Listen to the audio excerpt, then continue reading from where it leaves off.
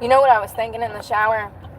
A healthy relationship consists of two people working together to make something happen. Not, hey, Island Life, how are you? Hey, Brax.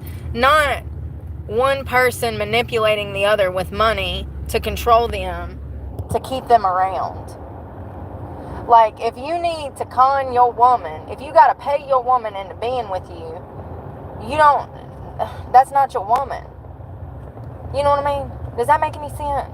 Like, free will means a lot in a relationship. When people try to use money to get close to me, it absolutely signals to my brain, my CPTSD brain, that you are trying to manipulate me. Why wouldn't you be enough? Why do you feel necessary to, like, I don't get it, man. It's about power and control. And I think that it has a lot to do with male insecurity. They don't feel good enough. And so they use a manipulation tactic to bond themselves to other people. It's called trauma bonding, actually. Actually, funny enough. I think that's crazy. It's where they cause trauma to each other to bond to each other. It's crazy. That's the stupidest shit I ever heard of. That's like the new fad. The new relationship guru says you should cause each other extreme pain before you damn bond together. Like, what sense does that make? It's like, let me put both my shoes on wrong and hope that I can still walk straight. Now you got damn two crooked boomerang feet looking crazy. And you're like, why ain't my relationship working? Well, it was toxic from the start. It was not rooted in...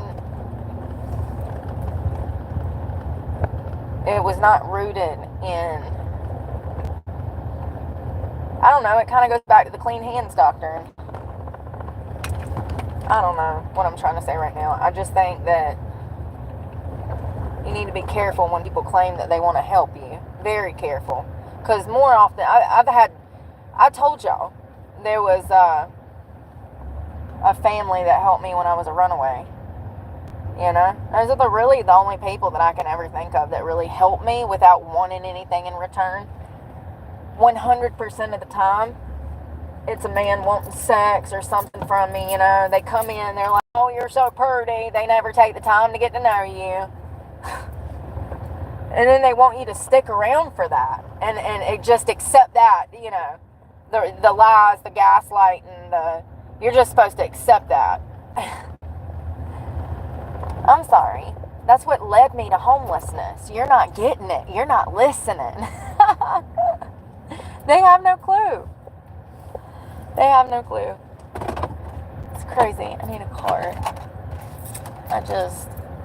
If I wouldn't put up with that from somebody I love, what makes you think that I would do that in a new relationship that I've already reframed that behavior? Why would I go back down the same road that I've already walked down when I know that it's going to bring me nothing but misery? It's crazy. Hey, Amy. 9 hours. I wish I worked 9 hours today. I wish I did. I was supposed to be cleaning some of those vape shops in Jacksonville, but with everything going on, I don't even want to go back because I'm scared of what I'm going to do. You know what I mean? Y'all, that burger was disgusting. I'll never eat at another Five Guys. I have eaten there once and I had the same reaction. I remember once I got in the shower and started thinking, I was like, I have ate at a Five Guys and I didn't like it. Damn it. Damn it.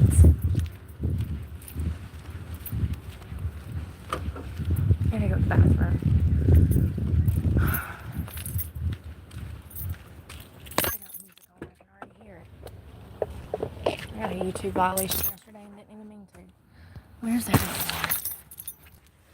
Hey, Mama Dukes. What are y'all doing this Saturday night?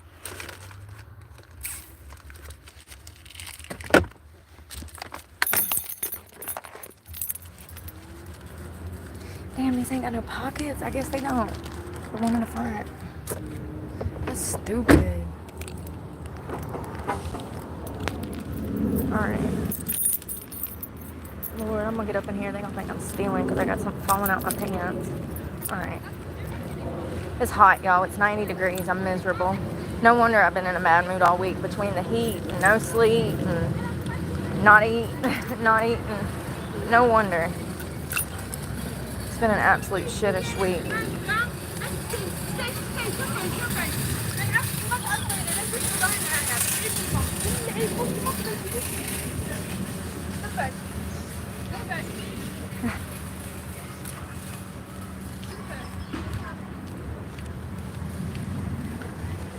God, it's so hot.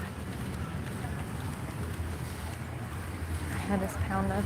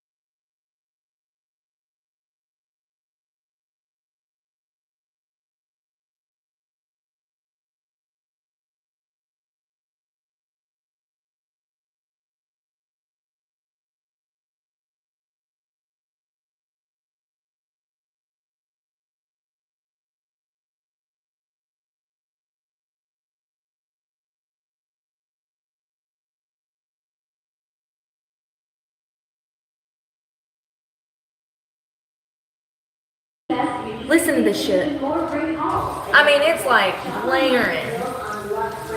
Jesus, the music is even louder. These fuckers deaf around here or something? They trying to hear it outside.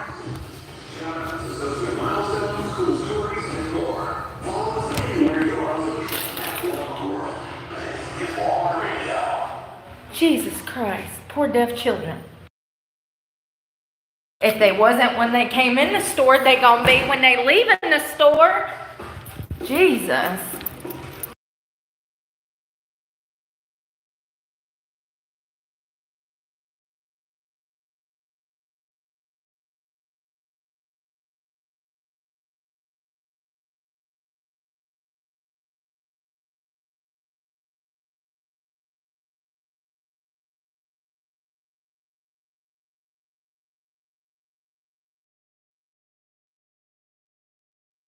I'm extremely.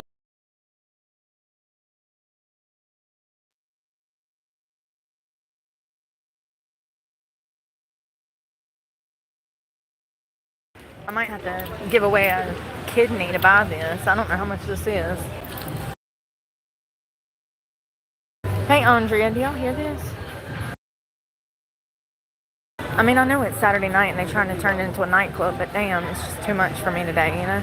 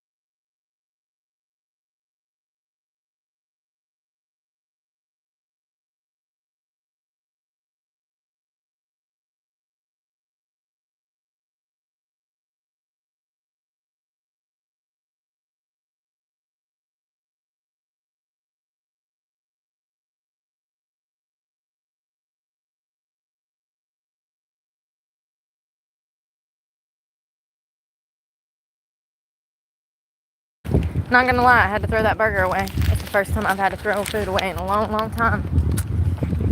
That shit was disgusting. The bun was watery. I don't even know. Listen, I'm not a picky eater. For $8, that burger should have been good. It was in poor quality, okay? Very poor. The meat didn't even taste right. The vegetables looked good, but the bun was mushy. I don't know, man. There was something drizzled all over top of it when I opened the wrapper, and that turned my stomach immediately. The way that they prepare stuff is so damn lousy. They don't care. If it was theirs, though, they wouldn't eat it. You know what I mean? It's so poorly made.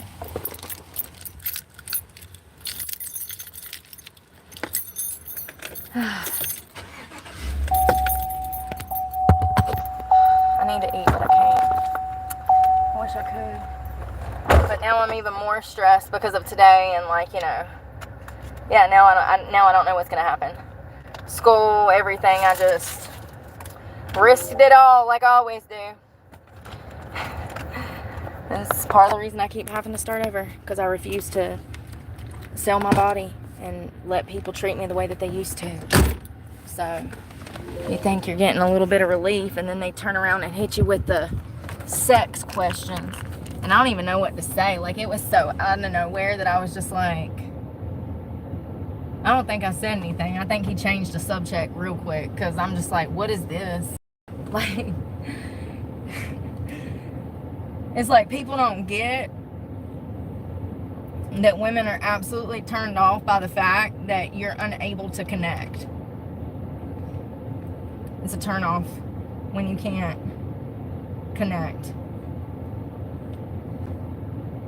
You want to start fucking connecting. Let's talk about the fucking future. What business am I going to own in 6 years? You want to get to know me? Let's start doing some fucking planning. I'm sick of these little boy games. It's like little children games. Like, nobody wants to strive towards anything anymore.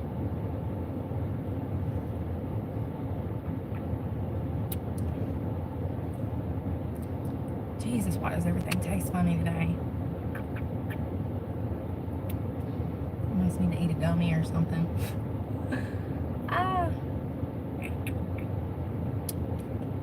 It's like, how can I explain it?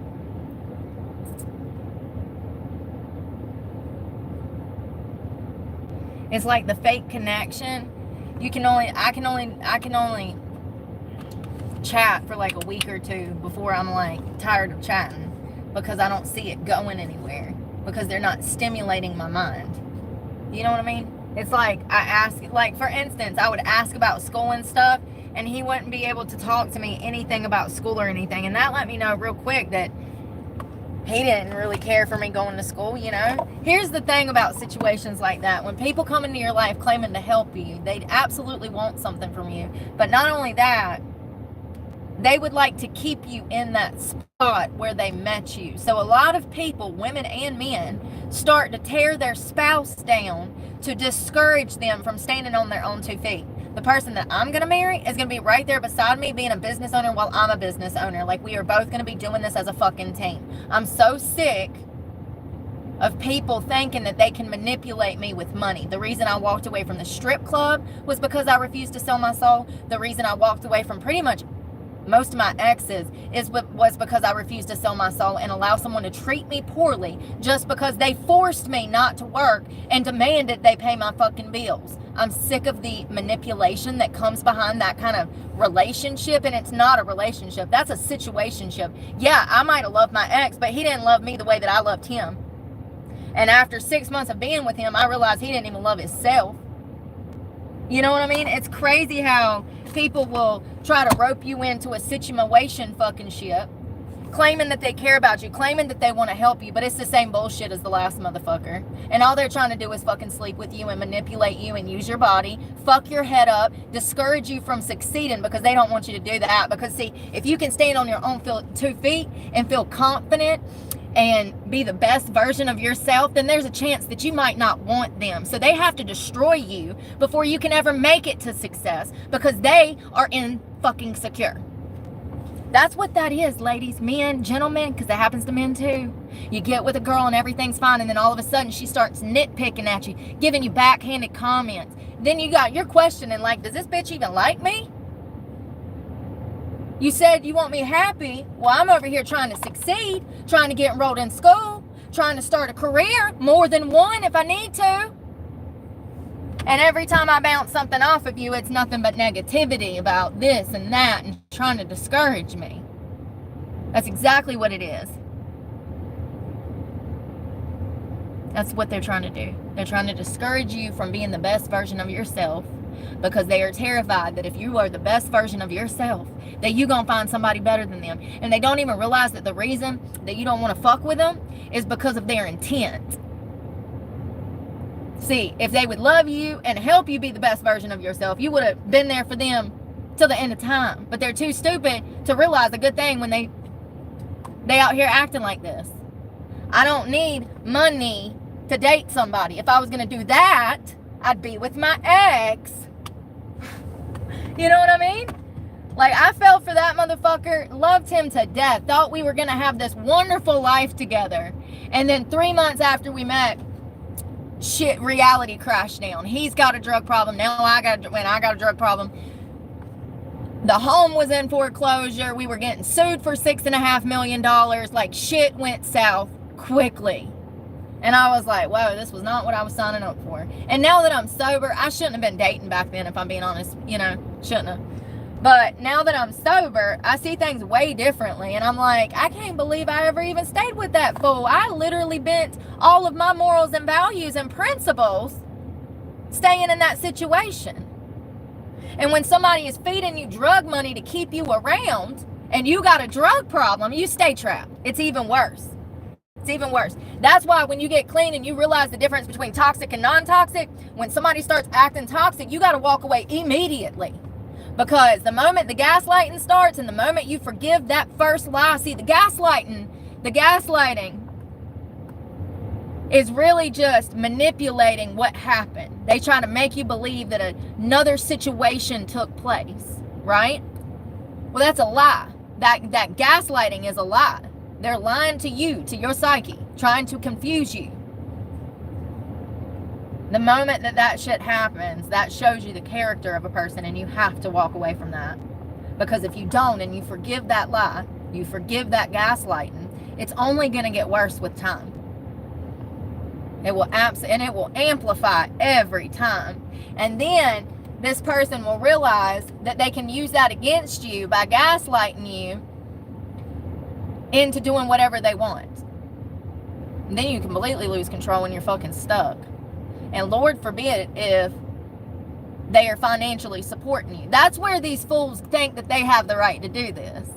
That's the sick part. It's like, oh, so you got a little bit of extra spending money and you think you can just go around playing with people's emotions, hearts, causing more trauma. And in their mind, they think they're helping somebody.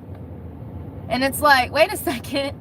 Like, I think I'm better off poor, not getting re-victimized, re-traumatized, than being with anybody who pays my bills. First of all, I don't want nobody to pay my bills. I think I've said over and over and over and over and over, all I want to do is stand on my own 2 fucking feet. That's all I've ever wanted. And everybody has prevented me from doing that.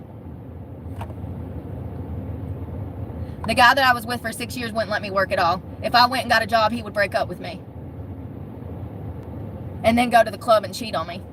Because he owned a strip club. He also worked for the government. He's a computer programmer still for the government.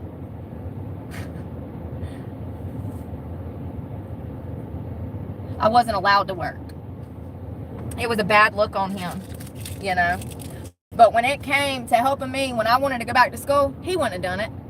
When it came to getting clean, he wasn't there for me. One time. The last time. But when it came to things that mattered, building a life together, a future together, getting ourselves together, that was not even, you know, up for negotiation. I was not allowed to work. I was not allowed to go back to school because I'm not allowed to have a career. Because I have to be dependent upon him. That is abuse. That is abuse in a nutshell. That is financial abuse, but it's still, I mean, and it was psychologically, physically, emotionally, the whole nine. Everything but sexually. He wasn't like that. But I mean, well, that depends on what you consider, you know. Was he sexually aggressive? Yeah, he used to get in my face and like he'd be coked out of his mind going, I want to have sex. Punching holes in the wall because he can't get laid. Go back to the club. You were just there before you come home coked out of your mind. Go screw one of them girls you already screwed. I don't want to have sex with you. You disgust me. You know what I mean? There came a point where I was so freaking done. The last year of our relationship was hell. And finally I got clean and never spoke to him again. Well, I did, remember? That went south really quick. So that's another thing. I went back for 4th of July, invites me for 4th of July. I ain't seen him since like 3 years because I've been clean for almost 5. And I'd moved into the car, so we went to Washington, D.C., remember? Motherfucker gets mad that I won't sleep with him. I was like, yeah, I made the right decision leaving you. Like, what a piece of scum. Like, you don't even get it. You don't even get it. People like that want to use you and abuse you and they don't listen to you. They don't hear you. They're not feeling what you're feeling. It's almost like y'all are living 2 separate fucking lives. You got to get out of that. That is not good for your mental health. It is not good for your soul. It will suffocate your spirit, man or woman. It takes a mental toll on a person to give emotionally, and the emotional bond not be there, and then you can't even trust that person. And then they're gaslighting you all the time, which makes you not even trust them even more. That mental manipulation tactic, that's exactly what it is. I've never really been able to process why they would do that if they say they love me. But what it is they feel insecure. So they got to break me down so that I don't even try to stand on my own 2 feet. They're trying to discourage me from being the best version of myself because they're scared that I can do better. That's wild. But that's exactly what it is. It's insecurity that causes a person to gaslight you and harm you like that. It's insecurity. I'm telling you, it has to be. It's the only logical explanation. They're trying to discourage you. They're trying to discourage you from being any better that you are. Because they're scared if you get better or if you become more successful or prettier, better looking, and you get in shape, they're trying to discourage you from going back to school and stuff like that. They're trying to prevent you from living a good life. It's because they're scared you're going to level up and forget about them. And it would stem from insecurity if that's the case. And that's just my opinion. That's looking back now, dealing with this several times. That's what it appears to be. Hello. I think everybody gets abused. That's another thing. I think that most of us have been abused and been through a lot of trauma, you know? You can do it! What movie was that? The dude with the crazy eyes. You can do it! I wonder what movie that was. That was crazy. It's got Adam Sandler. I don't know. I just think that, It just sucks when you try to open up to people and they're not the people that you thought they were. You know,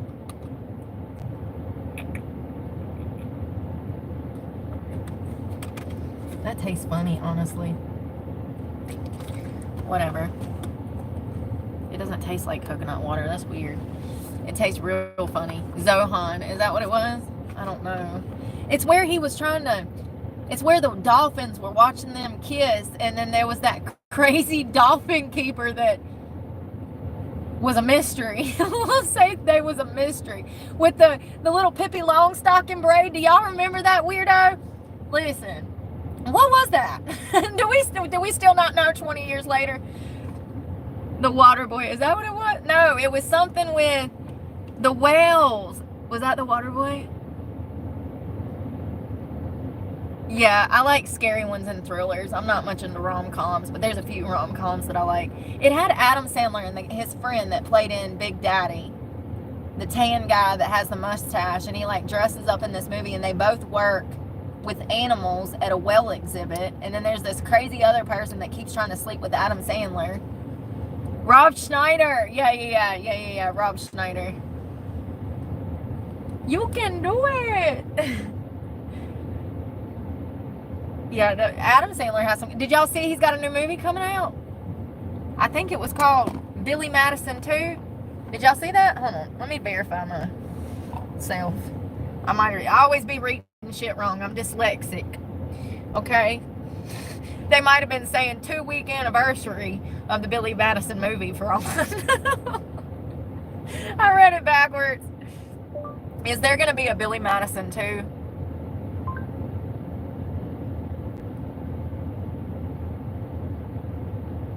What new, hold on.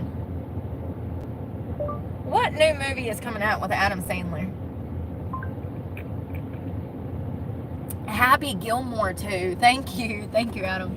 Happy Gilmore 2. I bet that's gonna be funny. I wonder if the whole, it looks like the whole crew's got in there. It looks like they took some photos on set. It looks like the whole crew from the original first movie. Oh, I bet that's gonna be good, y'all. When's it coming out? July. It's gonna come out this summer. Yo, I bet, listen, I ain't been in the movies in forever, but that's one that I would go see. Because I know if Adam's in it, then he's gonna put his heart and jokes in it, and it'll be good. Because he's such a good, 50 First Dates is another good one too. That was one of my mom's favorite movies. She loved that movie. When when they fake that kidnapping in that movie and Drew Barrymore hops out the car and kicks Rob Schneider's ass. She even goes back for seconds. That is one of the best, like, rom-com. It's up there with Just Married and The Roach. Like, yeah, some of those rom-coms back in the day, they were actually funny. I feel like the ones now, they're more sexually based, and that's why I don't watch romantic stuff like that. I tried to watch Outlander, and I felt like I needed a bath in holy water and to gouge my own eyes out and go to confession. Seriously. Why do they have to put so much perverted stuff in there? I didn't need all that. It's too much. I had to fast forward. I watched the first few seasons of Outlander, half of them on fast forward because there's so many sex scenes. Like, Jesus, where's my grandma when you need her? Granny blocked my eyes. It's just too much, man. I didn't grow up watching overtly sexual stuff, and I guess I'm glad of that now. I used to think my parents were crazy because I couldn't watch MTV or VH1 or wear spaghetti straps. Now I'm like, whoa, wait a minute. They were onto something there. This everybody is just so over sexualized, and y'all see how people over sexualize me. They try to, you know, it's weird. It's like, wait a minute, I think we need to damn regroup and go back to Romeo and Juliet, man. How we go from Romeo and Juliet to, I don't know, OnlyFans and damn, I don't know, man. You know, how do you go from I mean, think about it though. Like, everybody's relationship out here is toxic, most of them. Tell me I'm lying. Everybody you know that you close to, they always complaining about their spouse. It's rough out here dating, you know? I don't want to deal with it. I think there's a lot of people like that. They're over it. They're like, pfft. Their friends be like, oh, there's a pretty girl. They're like, and? Me too. Me too. Cute guys coming up to me, trying to talk to me in the mornings, and I just grunt at them like a gorilla. I'm like, ugh. I'm freaking feral for real, right? I cave woman. Like, I mean, for real, it's so bad. It's so bad. It's like people just don't connect like they used to. People play games. I don't know, and I think I'm a little old school too. I'm like, we can talk for like 3 months, and then we can maybe go on a date. When do I got time to date? It's hot. I ain't had no sleep. My head hurts from not eating. I ain't got time to date. Be like, do you crave intimacy? No. Do I crave drama? No. I said intimacy. Yeah, well, with intimacy comes drama, homie. So, you know what I mean? Well, nowadays it does. It shouldn't. It shouldn't, but nowadays it does. Nowadays it does. Thelma and Louise, I'm always saying that, Deborah. I'm always calling y'all Louise. I'm like, damn it, Louise, where's my keys? Y'all are always having my keys. I blame it on y'all. Yeah, I just think it's better to be alone than be in a toxic situation. Having your feelings hurt all the time. Questioning your own reality. Having somebody question you. It's like, whoa, wait a minute. Where's this coming from? It's crazy. I do think that people go into relationships nowadays with all of these insecurities, and they manifest into toxic behaviors. Yep. You know, like trying to condition someone not to be the best version of themselves. I think that's more of a girl thing. Guys, have y'all ever had that problem? You ever get with a girl and she seems like so into you, and then a few months after y'all start dating, she starts talking down to you. You know, she starts discouraging you from taking on your dreams. Like, y'all met and she knew you was in school, and then all of a sudden she's telling you to drop out of school. Screw school. I make enough money for the both of us. Well, I don't know if a guy's ever heard that. I don't know if a guy's ever heard that. You poor man. Seriously, but you know what I mean. Like, they try to discourage. Maybe you were building a car in your garage. I'm sorry. So funny. Maybe you were building a car in your garage, and she knew that this was a huge project for you, and then all of a sudden this heifer moves in, and she discourages you from tinkering with your car. It's like she tries to prevent you from living your life, you know. You know, when I was young and I dated, I used to like to be up somebody's ass all the time. I always needed somebody right beside me. I always wanted connection, you know. That's definitely a tell sign of an unstable relationship. If, you know, if y'all can't trust each other to go to damn work and drop the kids off, and that's crazy. But, you know, there's some people that got joint Facebook accounts, and I mean, listen, to each their own. I'm just saying that, no. I don't know. I was about to say something about,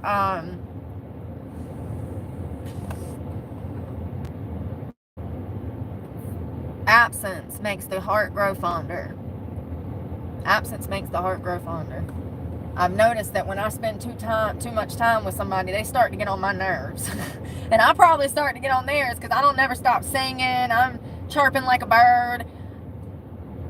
You know, space is good. It's never good to need constant validation and constant reassurance and like be together 24/7. You know, people need space. And I think that people that I dated in the past, they always wanted to be right up on underneath me and wanted me to be like their sidekick, and it's like, wait a minute. I think you were my sidekick. Why can't we be the main character in our own movie? You know, we're the two main characters. Like, why?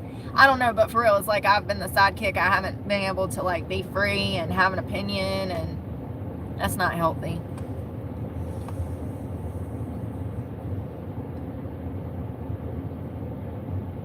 Oh, that's so sweet that your 12-year-old babysit.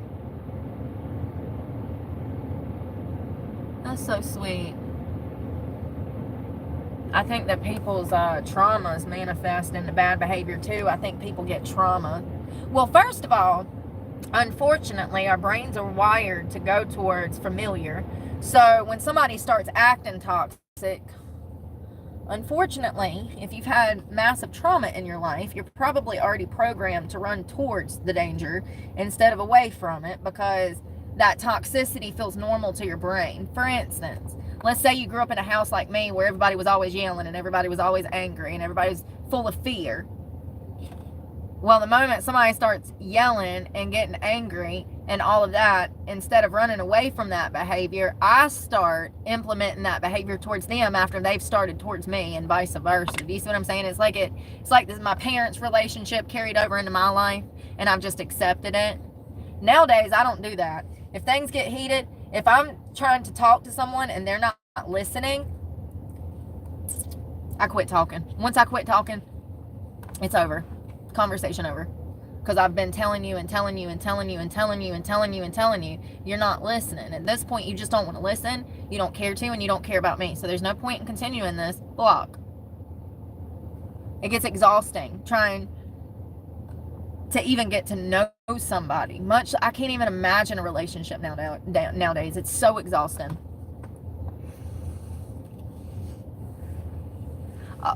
Oh, 12 years older than you. Yeah, I think that's pretty normal. Well, I mean, it'd be one thing if you were like 20 and he was like, 42. Oh. I've dated somebody. I usually date older. I've said that before. That's another thing that I'm starting to pick up on is maturity. That whole thing about when people mature, approximate, that shit is spot on. That shit is spot on, man. What is it? Like, God's got jokes. Why does he make women mature around 32 and then he waits 10 years to let men mature? If we get married at 18, fam, I'm going to have to put up with your bullshit for like 20 extra years before you mature and I mature. No wonder the divorce rate is so high. And that's been my experience, and that's why I usually date only 45 and up, because that's usually about the age they mature. But if women mature at 32, and I'm up here, and a 43-year-old's up here, then we're on the same fucking level right now. You know what I mean? And that's been my experience. I can't even talk to a damn 20-year-old. What do we talk about? I don't have Instagram. No, I don't have Snapchat. No, I've never been on Hinge. What are we going to talk about? I don't even know what music them youngins like nowadays. You know what I mean? Yeah, I'd rather be alone. I'd rather die alone than have my brain all mixed up thinking I'm crazy again. It's like, and then there comes a point where you start to realize the gaslighting, you start, the red flags. You get to a point of healing. After you start healing, going through this toxic ass shit, once you get to a point of healing and you try to get back out there, you see all of these red flags. And I was about to say something. You see all of these red flags. I don't know. I feel like because I've took time for the past couple of years and stayed single, all of a sudden I'm starting to see things more clearly. For the first time. It's like, oh, wait a minute. That's what so-and-so did. Oh, that's what I was going to say. It's soul crushing. That's the part that hurts the most. Is to find out that someone new is trying to do the same shit that the last person did. It's like, that's soul crushing. It's like, damn, another one bites the dust. And I'm telling you, there's not going to be many people that help you in life that are not looking for something from you. You know what I mean? And more often than not, if it's the opposite sex, they're trying to get something from you. Even men. Listen, y'all little sugar babies out here nowadays too, okay? I got these young boys coming up to me trying to hit on me, thinking I can be their sugar mama. Honey, I'm poor. I need a whole sugar village to take care of me, okay? Guys, too, when people offer to help you, you don't always need help from certain people. They're really trying to hinder you. Well, what they're trying to do is lure you like a damn squirrel into a damn trap with peanut butter. Here's the money.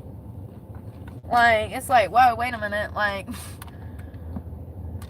and if you let it snowball out of control, you'll get farther and farther in to where you can't get out. So it's best to just not even go down that road and accept a lot of people's help, because it's just going to lead to you being hurt, you know? Again, it's like, damn. Here I am thinking that, like, I'm going to be able to go to school and see a doctor and have this shit fixed, you know? Like, just try to get things in better order and have some normalcy and stability. It's just frustrating. Sugar Village. Hello, Hugo. Is that what she said? Oh, what's Hinge? I know. I thought you said hello, Hugo. I can't read, y'all. The sun. Yeah, Hinge. That's like a dating app. And that's why people are too comfortable. Listen. I told y'all about that one van lifer that set up like an email to go meet her followers, right? She did. She went and what it was there was snow on the ground and she needed somewhere to stay because the conditions were so cold and she lives out of a car. And so she allowed people to email her, and then she went over to their house and stayed there.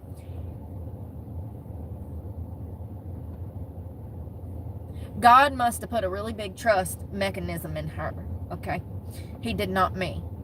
I trust no one. I don't give a fuck if you pay my bills for 50 years. I still might not trust you if we haven't had the conversations that build trust. I'm gonna be like, oh yeah, that was just some dude that damn paid my rent out of the kindness of his heart. I tried to get to know him, but yeah, every time I tried to get to know him, he just joked and played and made jokes. So it's like, damn, dude. Yeah, I forgot what I was gonna say. It's so true, though. It's so true. The way to trust and the way to bond and build connection is to slowly do it. It takes time. It takes many dates, you know. It takes trial and error and communication. And I'm just not the type of girl that's just gonna meet some dude off the internet and then, you know, hop in his damn car and ride to dinner with him. Absolutely not. That is crazy. The things that could go wrong between here and dinner and me getting back to my car, absolutely not. But I think that people have become too comfortable with meeting people off the internet. It's crazy to me. It's so weird. It's like, do y'all not realize how dangerous that is? People go missing every day. And for me, I have to think about the possibilities, because what if something did happen? Who's going to be looking for me? How long do you think that it would take for me to miss YouTube for somebody to come looking for my truck to find my body or something? My parents are dead. Everybody's dead. I don't talk to one family member. I have no one.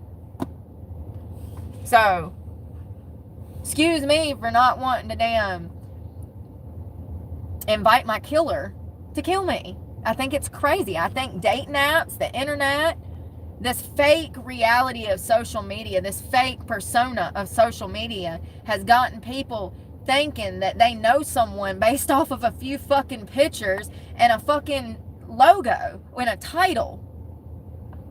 And so then they see them on Hinge, or then they see other people on Hinge and they're like, oh, that person's harmless. Let's just go hang out. And it's like, wait a second. You know that you can get HPV from just holding hands and having contact in somebody's car, right? Human papillomavirus, there's like 16 strands. You know that you can get that from just sitting in someone's car, right? Why would I want to put myself out there after COVID? People don't even look like they wash their ass or brush their teeth, but yet you want me to meet a stranger off the internet? People have gotten slow. They got real slow and stupid. You stupid as hell to be hooking up with people on the weekend off of a fucking app. I'm surprised I'm not dead. I'm surprised I'm not dead. I met my daughter's father on a fucking app.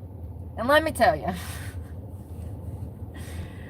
Oh my God. You live and you learn, okay? I'm speaking from personal experience. I ain't had no Hinge or nothing like that, but I do believe that I met my daughter's father on Plenty of Fish. And that was over, 8-9 years ago. So things were a little different back then. There was still a little normalcy. You could have a conversation. It wasn't just pointless text. Hi, how are you? Can you send me some nudes? What? What? Block. Yeah, I'm not dealing with that. You gotta damn set the bar, set the standard. Yeah, I know. And then they never come home, or they get a disease, or they go to Dubai and have their spine broken. That OnlyFans model. That's what I'm saying.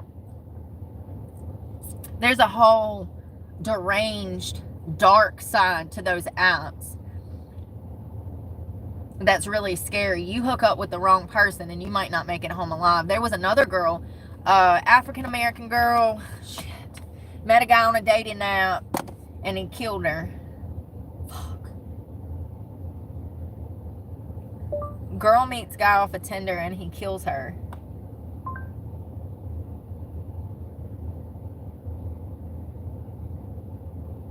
God, there's so many. Nebraska man sentenced to death for killing Tinder date. New Jersey woman accused of hiring Tinder date to kill her ex-husband and teen. Jesus Christ. Man who police say used Tinder to hunt women is charged with murder.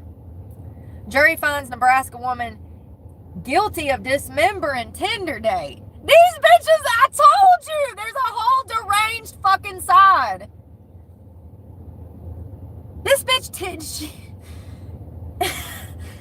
this bitch turned her Tinder date in Chinese food. What the fuck? That is horrific. She dismembered him. Lexington, Nebraska. A man strangled a tourist he met on a Tinder date. Lord have mercy. Do I even want to see more? Psychopath who killed Tinder date strangled her. A British backpacker who was allegedly killed by a man she met on Tinder date had been strangled for up to 5 minutes, a forensic pathologist found out. And that's what I'm saying. So y'all meet on Tinder and he's like, ooh, you like to get choked, and you're like, ooh, I like to get choked. You done fucked around and found out now, bitch, you dead. He choked you too fucking long and now you're dead. It happens every day. Utah man confesses to killing woman after Tinder date. Michigan woman details 28 ordeal with a man she met on a Tinder date. Oh wow, he kidnapped her, imprisoned her, and tortured her for 28 days. Michigan woman, when was that? Hold on. This was last May. Delightful. Battle Creek, Michigan. Family and friends of Kayla McCleary. Blah, blah, blah. No one could ever imagine a man she met on a dating app would come close to taking her life. Are you stupid? News 12 is stupid. ABC. Are you kidding me? 1 out of every 10 people out here is a fucking narcissist. Lord, it's like the devil's playground for dating. Who could have imagined that a poor girl would be strangled to death? And this is why girls and guys feel comfortable, because we got the media gaslighting us, thinking that it's normal to be out here meeting people off the internet. What could go wrong? He said he was a pastor, but apparently he was a 4-time felon. She said after a while, I didn't know if I was going to live. So she's 48. Oh, no. He was 48. His name was Trevor Double. He's serving 40 to 60 years for the crimes that he committed against her. Unlawful imprisonment, assault, torture. She said every day was more severe. Each beating that he gave me was more intense. The weapons started getting bigger and heavier. What did I just say? Listen to this. McCleary said her first time meeting Double in person, she realized he was not the man he represented himself to be on the app. No shit, Karen. That's the problem. It's all smoke and mirrors. In my opinion, most of them are society's leftovers. It's people that just they just hook up, and they view people as disposable, okay? listen, it's like the leftovers that can't understand what's a healthy relationship and what's not. You know, it's like the leftovers that are so messed up in the head and probably have horrible characteristics that nobody wants to date them. I mean, that's just my opinion. His pictures had to be about 20 years old. Okay, so he catfished you and you still decided to go out on a date with him. Listen, I'm not victim blaming. I'm just telling you guys how to be careful. If he's lying in his pictures, he's going to lie to your face. He already is. He's lying to your face with his pictures. And the same thing goes for girls that use filters. Them bitches that use filters are liars. They're showing you who they are by needing the filter to feel confident, needing the filter to even give you a picture. That is a deep-seated insecurity, that filter shit, okay? So I think that for guys, that is a red flag when these girls refuse to send you a picture that is unfiltered. They are lying to your face, and they know that you know that they're lying, and you know that they're lying, and they know that they're lying. And that starts off on a bad foot. That's starting off, going back to the clean hand doctrine, that's starting off with dirty hands. Why would you even step into something like that with somebody like that? And the same thing goes for extreme plastic surgery cases. Those women are not right in the head, okay? Trust me. All my old friends in Charlotte look like the cat lady, okay? You know how they like look like a cat after they all start morphing into Kim Kardashian. So that is a huge, huge, huge red flag. It's one thing to get a little Botox when you're at a certain age. It's a whole thing to spend $100,000 on every single plastic surgery measure on your face, and then, you know, still be suffering from depression, drinking whole bottles of Julio and crying every fucking night. It's like, whoa, girl, you need a therapist, not a plastic surgeon. But be careful with the damn... If they are lying in their profile pic, then they're going to lie to your face, and they already have. They already have by posting a picture that was 30 years ago when they were damn 30 pounds smaller, and they had a few more teeth and a lot more hair, and, you know, it's a lie. It's a blatant lie. And see, that's why I don't like the social media stuff, because to me, I would never do somebody like that. Ever. Ever. Because it feels fake, and it is fake, and it's phony. I can't get down like that at all.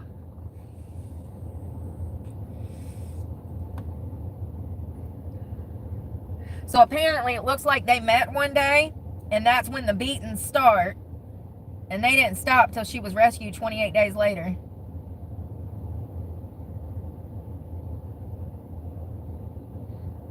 So it looks like he had been to prison before, and the reason he kidnapped her and didn't want to let her go is because he was scared she would report him to the authorities.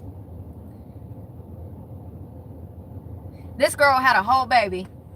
She said that she was desperate to see her son again and continued to plead with this man that she met on Tinder to take her to a hospital. He eventually did. At the hospital, she was able to alert the medical staff that the man who dropped her off was the one that caused all of her injuries and had been holding her captive. He was later arrested. She survived. Her case is reminiscent of the 2019 murder of Kevin Bacon from Swartz Creek, who was killed by a man that he met on a dating app.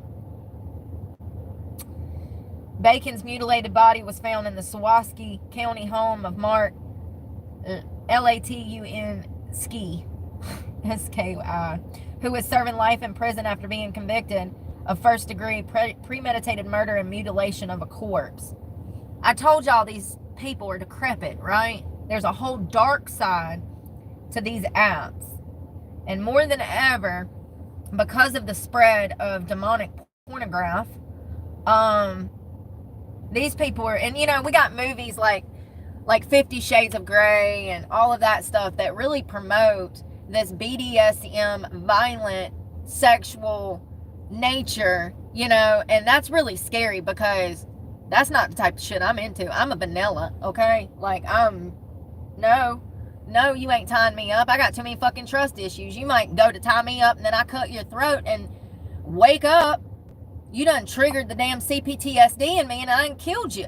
I can't be playing games like that. You know what I mean? I'm too traumatized to play games like that. It might lead to one of our demises. Not happening. I think it's weird. And you know, when you up the ante in your sex life like that, you actually are harming your soul. You're actually falling away from the purpose of sex and the meaning of sex and the bond and connection of sex when you are adding all of that negative stuff like porn, extra people, stuff like that, violence. You're actually inviting Satan into your bedroom, honey. That's what you're doing, because that is not what sex is for. Sex is a bond between humans, okay? Two people that love each other and, you know, God. Like, I would rather my sex life look like a bond between two people and God than 5 people and a bondage table, okay? Just 5 people in a ball gag. No, absolutely not. You're not hog-tying me anywhere. You ain't stringing me up on the fucking chandelier. Y'all are talking crazy right now, and I got to go. I got to go. Bye. Like, really, though, I just feel like people don't understand the spiritual aspect to sexuality.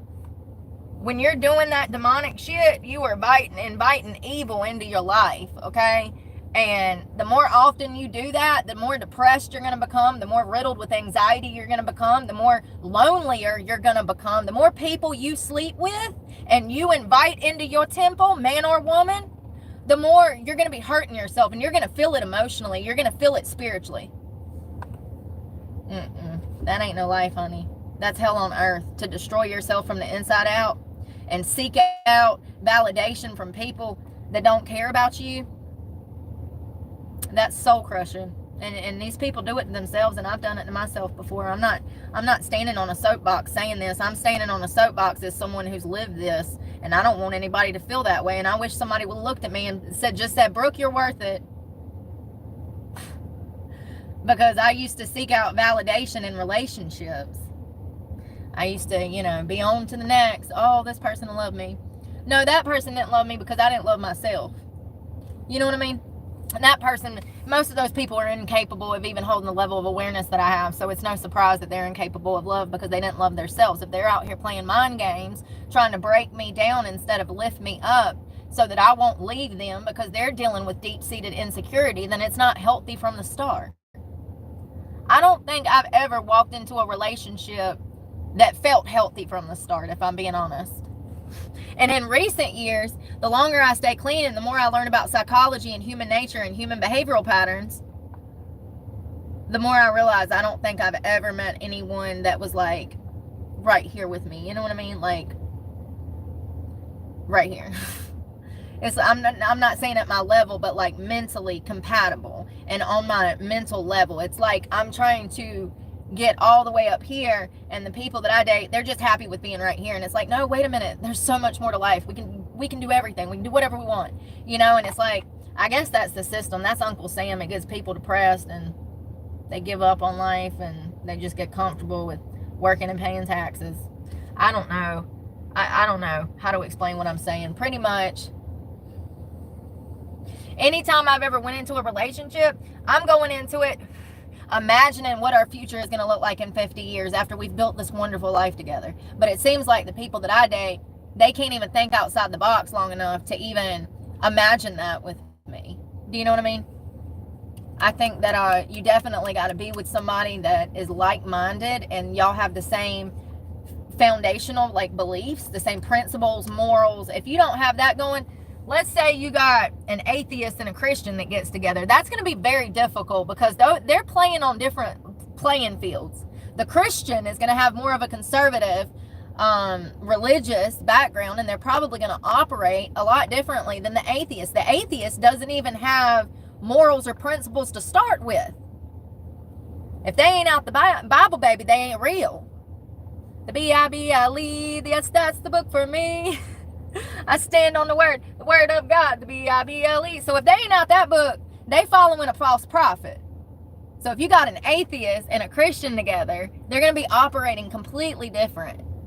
The atheist, hell, it might be the Christian that cheats nowadays.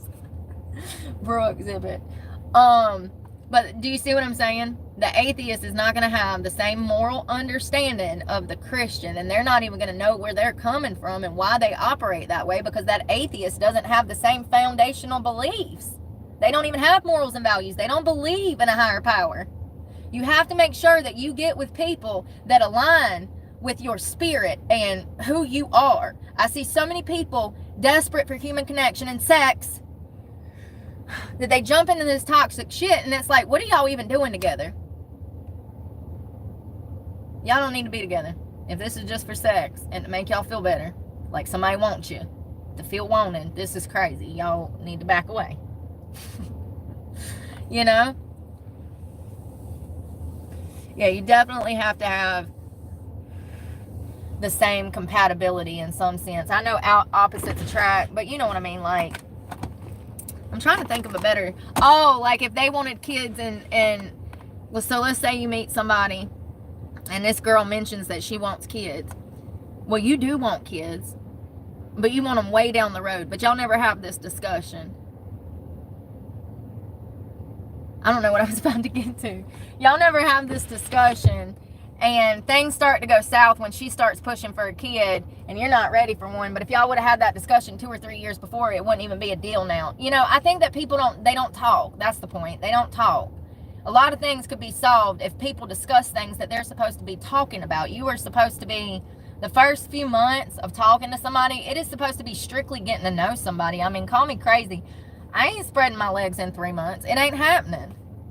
Shit, it might take 3 years in a ring, and I don't know, you know, like, I don't know, but I know it ain't happening in 3 months, and I'm glad that I give it about that time to try to get to know somebody. And it's like,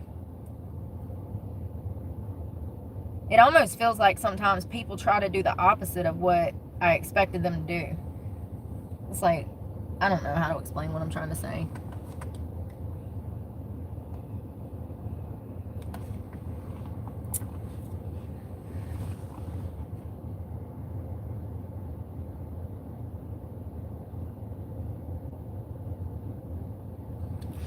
I think we all kind of believe in the same God, no matter what I mean, I don't know.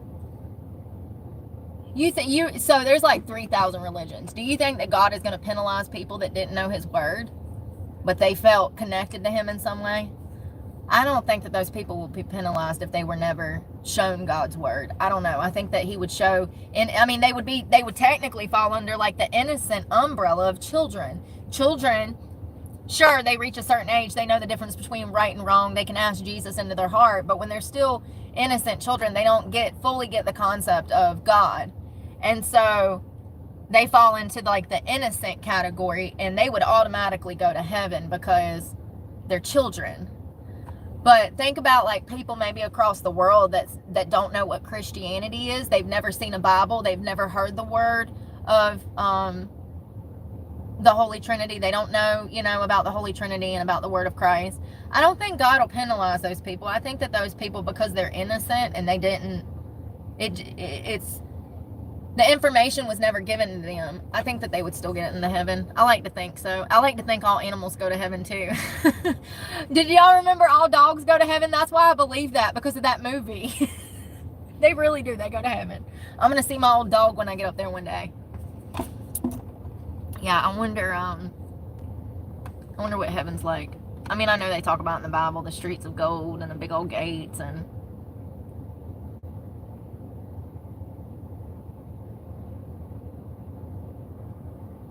I think flying's gonna be fun. That'll be fun to be able to fly around and float, and how cool that is. You know, it's so crazy because we sat down here our whole human life wishing we could do cool stuff like that, morph and, you know, I don't know, disappear. One day we'll be able to. It's kind of crazy. It's kind of crazy. Imagine talking to Jesus. I think that's the most, like, do you think you could be calm? I know I couldn't. I already know. I'm gonna be in the floor. Listen, I better start keeping Kleenexes on me so when I die I can take some to heaven with me, because I'm gonna be snotting all over Jesus's robe. Do you hear me? Definitely.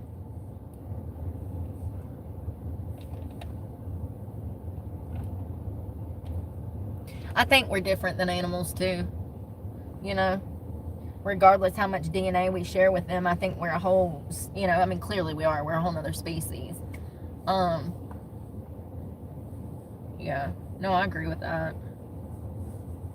Just because I believe in evolution doesn't mean that I think that we are animals. I mean, we are in like a scientific, you know, but, you know, I mean, we're mammals, but that's still an animal. And I don't know what I'm trying to say.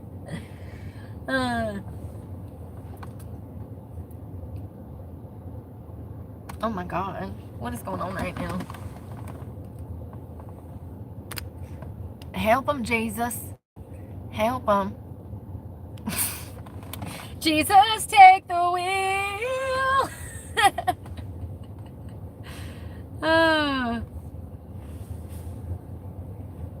Yo, you know, honestly, I think the club probably prepared me for the internet, even though I don't handle the internet well.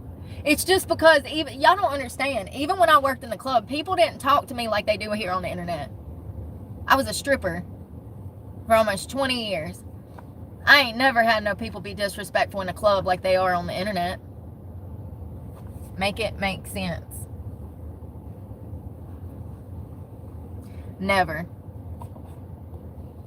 I was in this club in Wilmington one time, I'll never forget this, and there was this girl up on stage dancing, and I was in the locker room, and the way the room was set up was there was like a catwalk stage with like 2 stripper poles, and there was this curtain at the back of the stage, and you walk through that curtain and you'd be in this like dressing room. So I'm back there, I just got back there, and there was only one girl on stage, and I knew that these 2 guys had walked in, and they were sitting front stage, right where they could see her, right? And I'm sitting there putting my makeup on, y'all, and I hear change hit that wood floor where that girl was dancing. I went running out there because I already knew she was going to be jumping off that stage to be on them boys, and she was. They threw quarters at the stage, and she wasn't ugly, she was gorgeous. The black girl, really dark skin, she looked like a model, y'all. Gorgeous. And I knew when I heard them pennies bounce off the stage, I said, this girl's gonna murder both the men out there. She gonna murder them both, and then we gonna have the crime scene investigation up in here. I went running. I mean, I didn't even put shoes on, which is a huge no-no. You never walk in a fucking strip club with bare feet. What's wrong with you? People drop glass everywhere. Bottles are broken. People are nasty. Don't be running around the strip club barefooted. Jesus, have some couth. Put your shoes on. So I go running out there barefooted. I go running out there barefooted, and I'm like trying to jump in the middle of this, and she's like yoking these these were 2 big old boys. She's like, get the fuck out, get the fuck out. I'm like, oh my God, this girl's gonna murder them. And they like, why are you tripping? No, I heard it, homeboy. I heard you throw pennies at her. Well, change of some sort. It don't matter. It didn't sound like enough to make $1.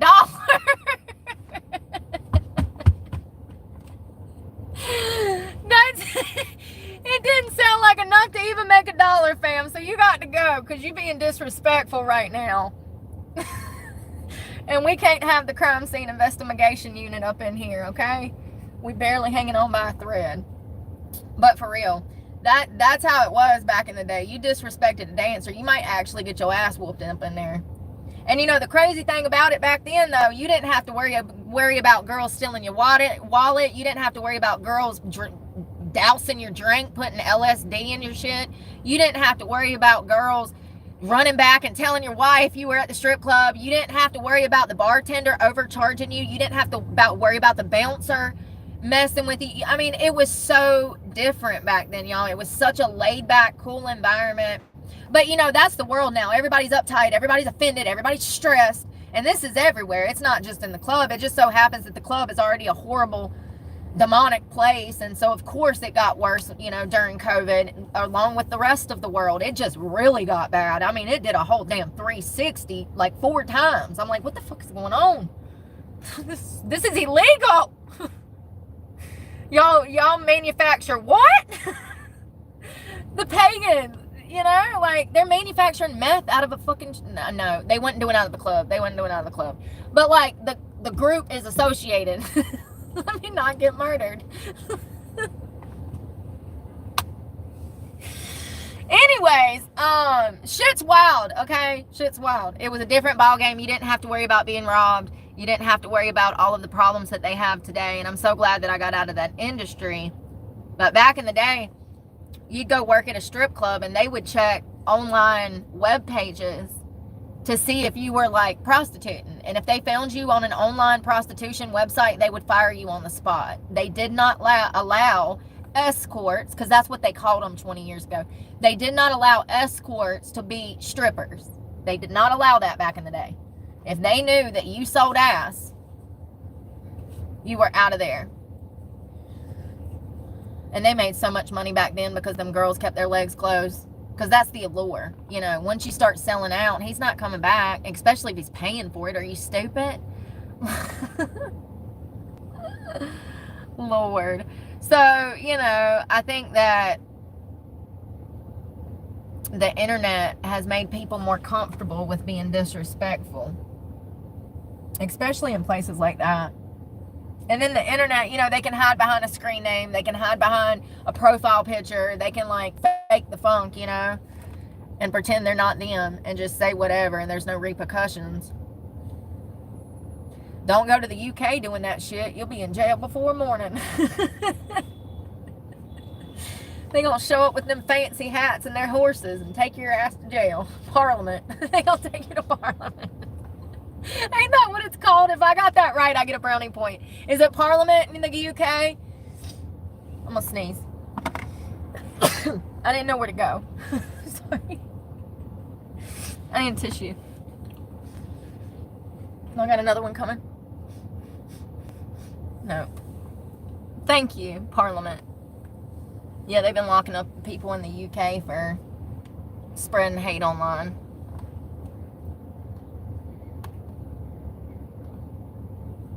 Y'all, them cats in Jacksonville remind me of the chickens in Key West. They're just everywhere.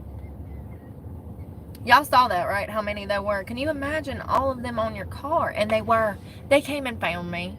All the way across the Walmart parking lot. Thank you for the sneeze. I mean, for the sneeze. For the bless you. Yeah, I probably am. I'm exhausted. Yeah, I know. People trying to take my sleep so that I age faster because they're aging like prunes. They don't realize it's from the food, though, and the stress that they do to themselves. The chickens in Key West are wild, ain't they? They just be out there, man. And they're like a protected species. So if they run out in front of your car and you hit one, you might get in trouble. They might take it personal down there. Them chickens immigrated here. They did. They did. The chickens got down there. Didn't they say that when the Cubans immigrated there, that they brought chickens? Tons of chickens. There was a bunch of people that immigrated to South Florida during the fall of Fidel Castro. I do this every time. That's his name, I think. Miami has them now. I don't remember any chickens on Ocean Drive. But it's been 10 years since I've been to South Beach. I don't remember any chickens down there, but I don't doubt it. I don't doubt it. They try to take out your bike. Oh, what they do? Peck it to death? Shit on it. I got bird shit all over my truck. I've given up. With the birds in Florida, you're always going to have crap on your car. There's so much wildlife here. I like chicken too. I wonder how many of them people actually like pluck one of them chickens every once in a while. Them free range chickens. Them people find out you're eating them chickens and they're gonna be pissed. I don't think they can fly, can they? Chickens can't fly.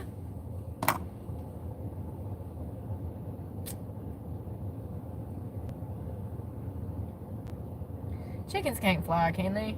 I thought they couldn't fly. Can a chicken fly? Oh, wow. Yeah, they can. but only for a short distance and not very high. Okay. I didn't think they could fly. People treat them like family. They are cute and they're harmless.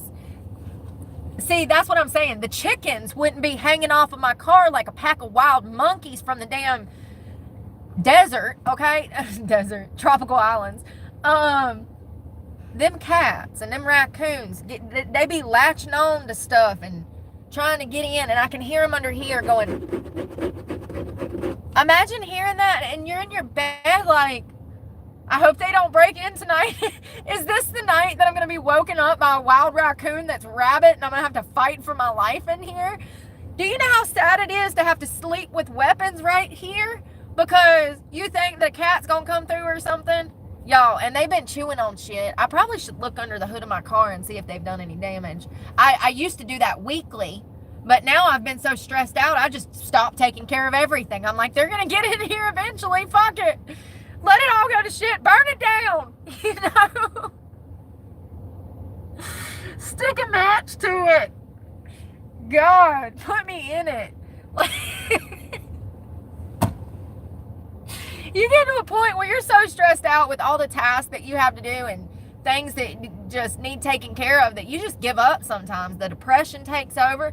The stress has you in a chokehold. Your ADHD is turned into like meth mania, and you're just over life. I look like I'm over life. It's because I am. I'm over here looking like Tom Hanks again. Wilson. Yeah, imagine one crawl. No, they do. They crawl up in the engine. You can hear them. I can feel them. The truckle. I said, oh God, he just jumped in the wheel well. You can feel them when they. I had this raccoon. Listen to this. Sorry. I got the giggles because I'm tired and I'm hungry. My sugar gets low and I just can't stop laughing. All right. I'm in bed one night. I'm like two sheets deep in some NyQuil, okay? And all of a sudden, I feel something big land on the hood of my truck. It hit so hard that the front end of the truck bent down. That son of a bitch said, do. He ran across the hood. I guess he thought that it was like more room back there. He didn't realize that the truck bed actually cuts off. There's a truck bed back there. So when he landed on the damn hood, took like 3 hauling ass steps. He fell in the truck bed. His body went sliding to the tailgate. He was hauling ass and the ground went out from underneath him and he slammed into the tailgate. Dropped out of the air. I'm laying in here just praying he's not going to come through a window. I was terrified. I was like, holy shit, that's big. That's real big. Is it a baby bear? Is it a baby bear? That's what it felt like. It felt like the size of a baby bear. It was more than likely a raccoon. Or a fucking cheetah. Or a fucking cheetah. In the middle of North Carolina in the backwoods. That son of a bitch. I don't know how he jumped up that high. So I was like, raccoons don't jump. Yes, they do. Yes, they do. How high can a raccoon jump? 3 feet. 3 feet. And that's about the hood of my truck. I guess it could have been a bobcat. I didn't see it. I felt it and I heard everything go down. I was so terrified. That shit still makes me laugh. He said, boom. I said, oh shit. That's big. Please don't kill me. You know, and then right after it happens, I'm up for like 2 hours because now I'm terrified. I got to Google what the hell that could be. I got business to take care of. All of a sudden at midnight, when I'm 2 sheets in the wind under a cap full of damn ZQL. Lovely. You know, when shit goes down like that, the mania sets in. I'm like, oh shit, the stress, the cortisol starts flowing through me, man. And the stress hormone just, yeah, I don't know what that was, but a toddler. If it was a toddler, it was rabbit. If it was rabbit. Oh, God. It said boom, whoosh, whoosh. I mean, that thing was moving fast. That's what surprised me, the speed of a raccoon. They can go pretty fast, I think. How fast can a raccoon move? If a raccoon could move. 15 miles an hour. As raccoons have short legs compared to their compact torso, they are usually not able either to run quickly or jump great distances. Bullshit. Their top speed over short distances is 16 to 24 kilometers per hour. That's 15 miles an hour. That's faster than I can run. She talking about you can't run very fast. Bitch, you can outrun me. What are you talking about? Google gonna get us all murdered one day. If she don't drive us off a bridge, she gonna have us out here thinking that we shouldn't fear certain animals. Is she gonna cheer me on when I'm running for my life? You're doing great, sweetie. Like, for real, no doubt. Hey, Beth. Rabbit toddlers, John. It was either he got the rabies or he was a vampire. Like, I don't know, but that thing, toddler can't be underestimated. I think that's what you meant. Thank you, Beth. I wouldn't be here without people like you that's been here. I appreciate that. Happy Saturday. Yeah, I mean, I guess it could have been a bobcat. It felt round. It did. It felt round, if that makes any sense. The way his body slapped the hood and then fell and slid to that tailgate. I mean, he like dropped off. He was on the roof. And when the roof stopped, he was full speed. So he just dropped into the tailgate and slid and hit the tailgate. Like he fell into the truck bed and slid into the tailgate until he stopped. Then I heard his ass crawl out. I was too scared to look. I didn't want to look, you know. For all I know, it's some damn alien baby that done fell off a spaceship looking for his way home, and I just can't witness nothing else dramatic. I can't be coming to y'all talking about no aliens falling out the sky. Y'all will really think I've gone off the deep end. You know what I mean? Yeah, Brooke. It was another cat. I'm gonna be like, no, I saw it. Yeah, I didn't want to look. I was actually terrified. You know, it's crazy though, because when I'm on walking trails, there's wild shit out here. Remind you about this dangerous caterpillar that I learned about last night. It's called the puss caterpillar. Very dangerous. There's wildlife out here. We walked up on a gator. We walked up on snake. Remember the snake we found on the trail? They were literally in the path that I was walking. So there's a lot of wildlife out here in this stuff, this tropical stuff. And it can get dangerous. There's sinkholes, wetlands. You walk on the wrong ground, you might be fighting for your life in some quicksand real quick. And it's not quicksand. It's more like this muck that's like sand and leaves and debris. That shit stole my damn cowboy boots off my feet. I was fighting for my life. I don't know what it is. It's like, I guess it's the wetlands. You got to be careful. There's a lot of shit that'll kill you in Florida, like legitimately. So I was in North Carolina when that happened. So there's this moth. This shit's wild. It's furry, and it looks so cute. It looks like something out of a Dr. Seuss book. Look at this. If I saw this shit in real life, I would have done picked it up. Okay? I'd be in the ER. You'd be like, you dumb bitch. Don't it look like something out of a Dr. Seuss book? Ain't it cute? He will mess you up. Don't touch it. And here's the thing about the burns. Let me tell you what he does. It's called the southern flannel moth, also known as the puss moth. Those fibers are poisonous. If they touch your skin, they literally burn welts into your skin. Look at this. It'll burn welts. But here's the thing. The fibers stick to your skin. So if you tap it, wherever you touched it, there's going to be fibers. If you try to pull those fibers out, then your fingers are going to be on fire. Anything those fibers touch, it burns. So if you ever touch one of these, or, you know, and they're in the southern, like, hemisphere, Look at this. This dude really messed up. He got a big old one. So I read on one page that this lady said that she had a burn from one of them moths.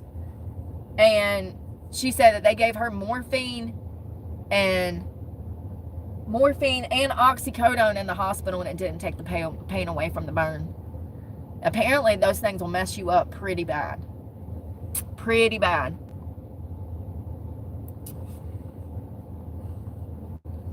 Yeah, oh my God, y'all, I forgot to tell y'all about this. All right, where do I start? Can you see this woman in this outfit? That is a cat outfit. Those are cat boots and a cat, well, it might be a fox. What the fuck is that? Is that a fox? What the fox say? Do you see this woman in this $10,000? It's 15.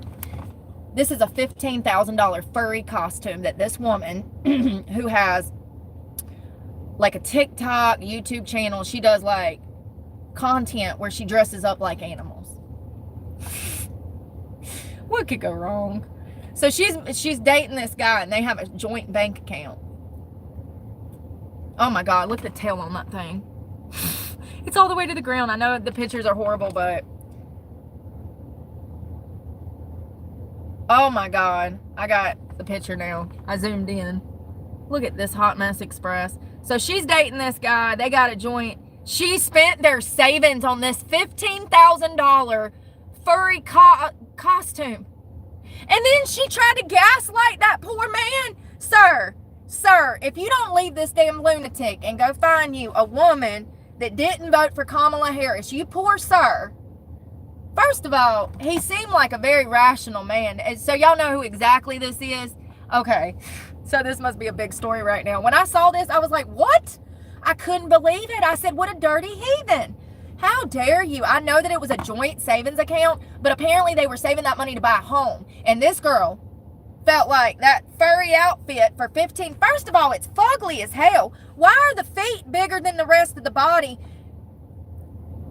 And why are you shaped like a bad pear? Like, I guess that's the allure, right? The fantasy behind it. What is wrong with people? Y'all know that like, this is not just some cosplay, right? Stop being fucking naive. This is not just some cosplay. The people that watch her stuff are perverts that are weird as fuck. Be mating with goats and shit. What in the bestiality is going on in here?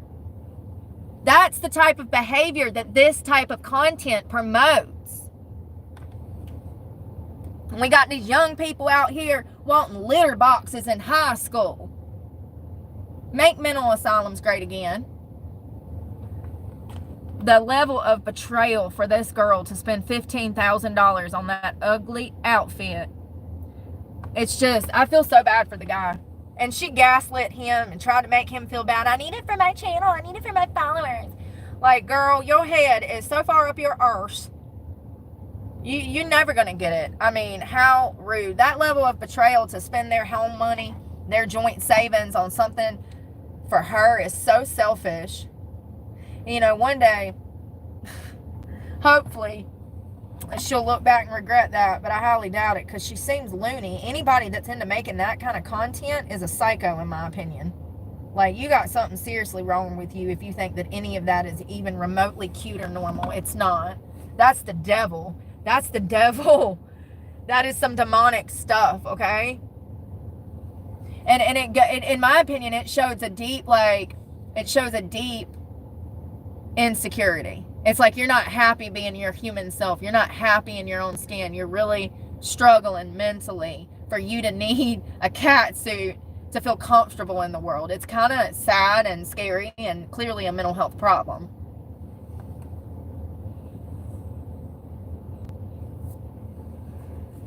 $15,000 for a kidney. Is that the price of a kidney? Is that what we can get one on the black market? I might need two.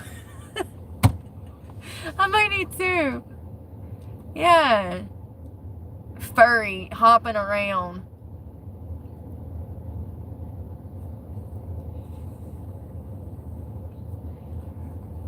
Oh, I'm so sorry to hear that, Amber.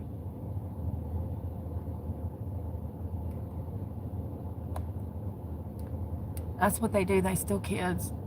Every situation's different, but Alaska, Jesus, I bet that's lonely. I couldn't imagine being up there in that cold weather, y'all. I think I'd absolutely, the suicide risk in Alaska is astronomical. They have a lot more suicides than the rest of the United States. It's got us, in my opinion, to see how people flourish in a sunshine state like Florida. It has everything to do with sunshine and the weather. Weather has, in my opinion, weather has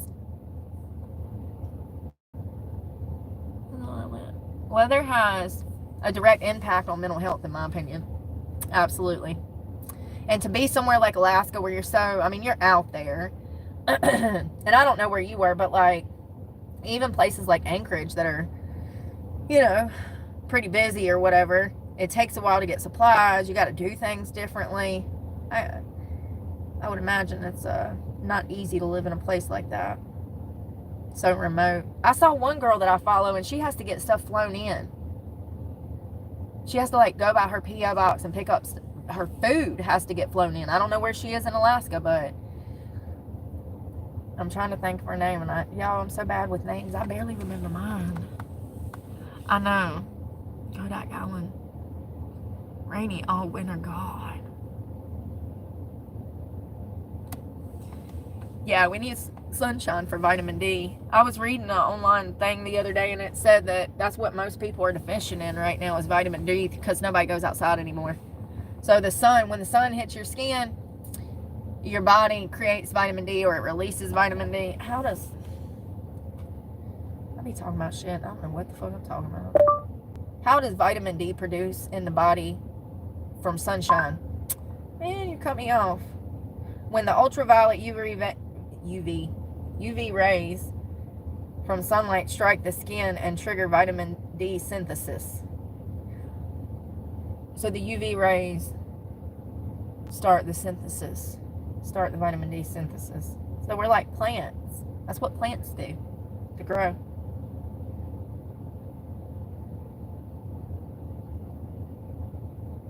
Exposure to sunlight is how you get vitamin D3.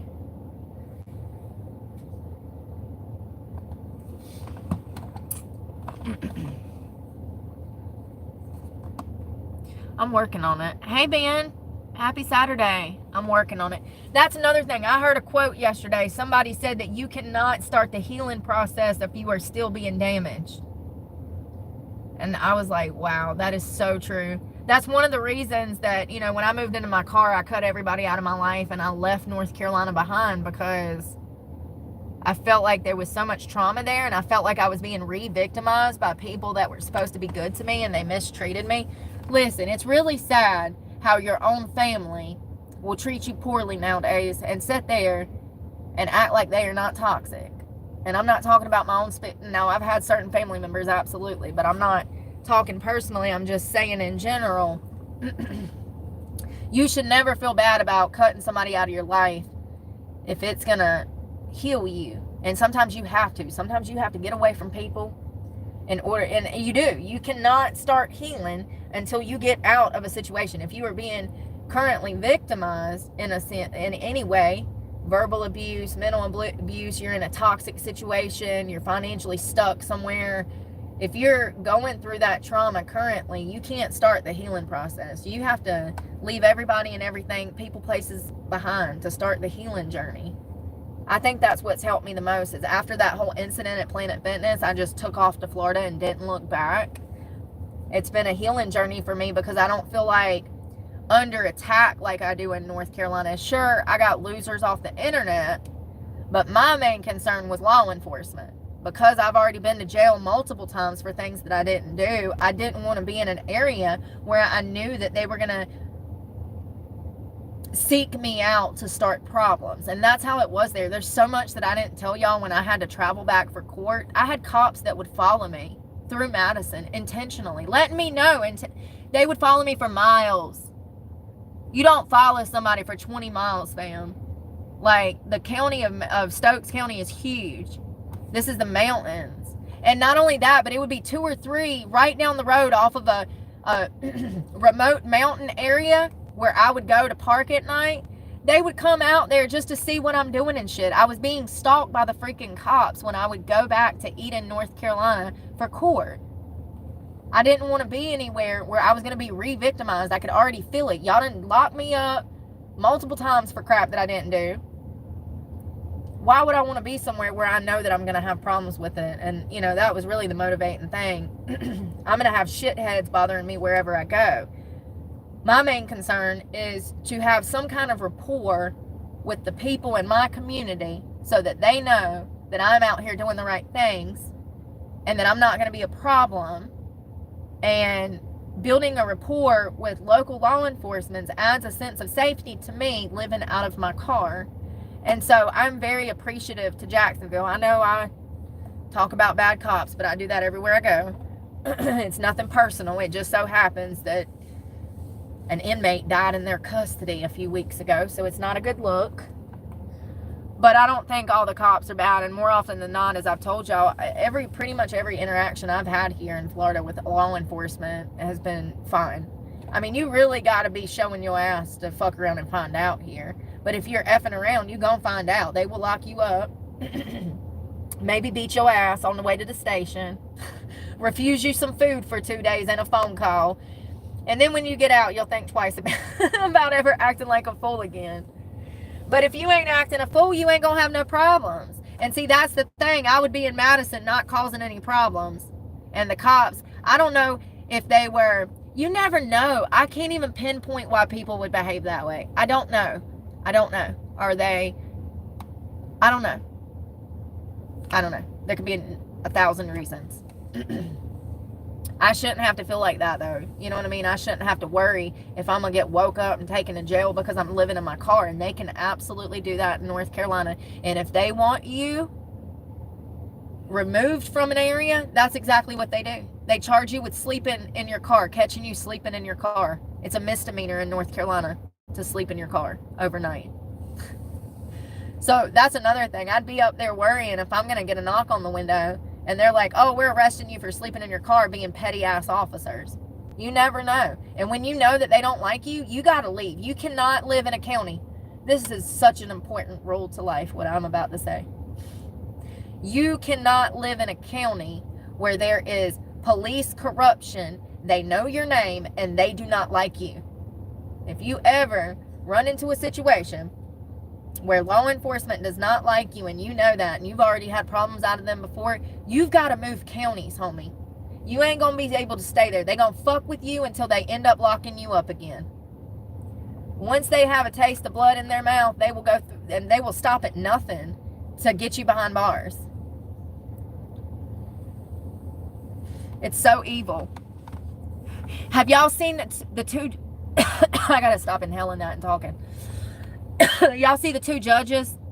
The two judges. So I know we talked about one yesterday. The one judge, I think out of Texas, he was harboring a TDA gang member, but there was another judge, a female judge, that was harboring, I think another gang member. Did y'all see those this morning? That was crazy. Was it Baltimore? Thank you. Cabrew? Is that how you said that? Cabrew? That'd be pretty if it was. I like that. Cabrew? Lord, I'm going to take some English lessons one day. Baltimore judge. What did she do? Oh, Baltimore judge news.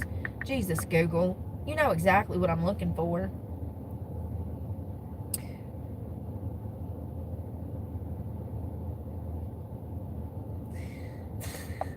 This is bullcrap. Harboring a fugitive.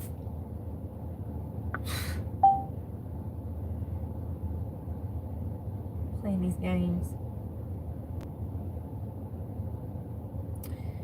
Now I can't find it. What is going on? Oh, here's the criminal complaint from PBS. Milwaukee. No. So the FBI on Friday arrested a Milwaukee judge accused of helping a man evade immigration authorities. Girl, you done went and got you a sugar baby and he done got your ass locked up. That's what you get. Looking for love in all the wrong places. Girl, what are you doing? Listen, you don't harbor no man unless he giving you some good, okay? Listen, I ain't never harbored a fugitive. No, if I find out you got a warrant, you got to go. I don't know where, but you ain't staying here, okay? You know, I saw a picture of her. She looked like she ain't had a relationship in 40 years. She looked like Jabba the Hutt, 30 pounds lighter. Like, she was desperate, okay? And now she's in solitary confinement.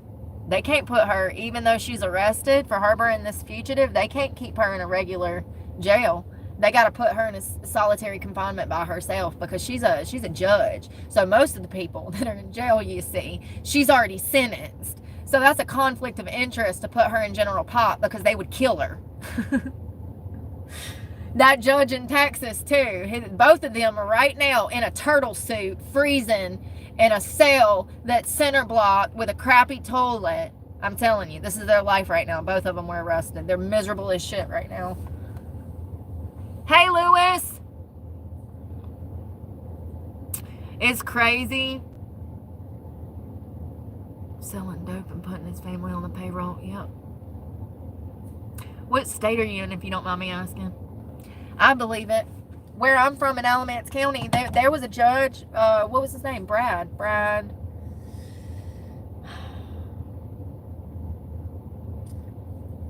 Terry, the sheriff of the town, Terry Johnson, his daughter's a known cokehead of Alamance County, North Carolina. And then there's a judge. His father was a judge, and then his son was a judge. And apparently he's a known cokehead. And this is out of Alamance County, North Carolina. Anybody that's from there verifying what I'm saying. I can't think of his damn name.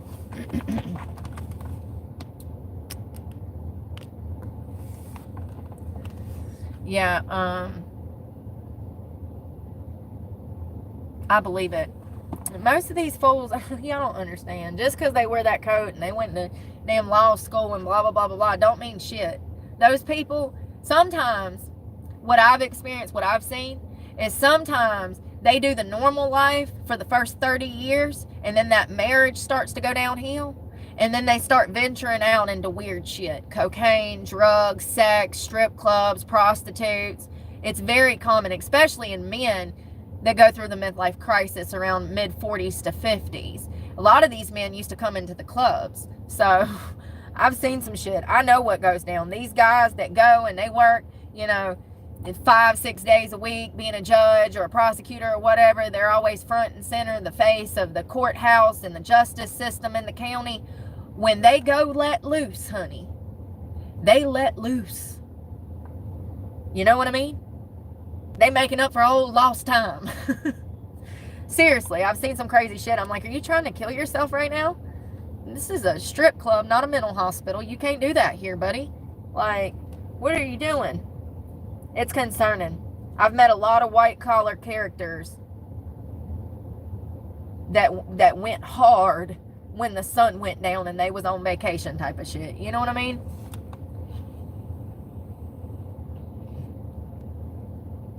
I think it was Brad Allen. I just saw your name and I'm like, I think it was Allen. I think it was Judge Brad Allen in Alamance County. That's crazy. All the judges, remember the judge that just shot the sheriff? Or did the sheriff shoot the judge? The sheriff, I shot the sheriff, but I did not shoot the deputy. Yeah, so the sheriff shot the judge. I don't remember where that was. That was wild. I'm telling y'all, they're crazy.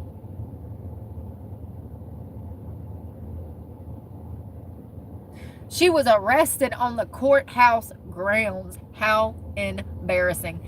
Listen, I don't think that there's too many things in a person in this type of position that would, I don't think there's too many things much worse than you being a presiding judge and you get arrested outside of your district's courthouse in front of all the employees, everybody that you know. Could you imagine the embarrassment?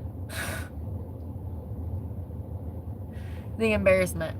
But they don't think about that when they're out here committing crimes. They don't care about that when they're committing crimes.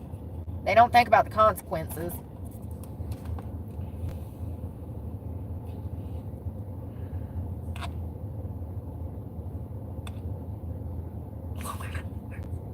The whole world's going mad.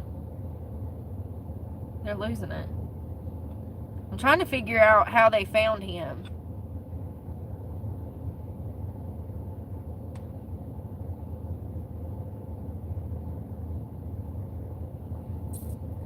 Oh, she was mad. So when the FBI agent showed up to the courthouse to arrest her for harboring a fugitive, she was pissed. They said she was visibly angry.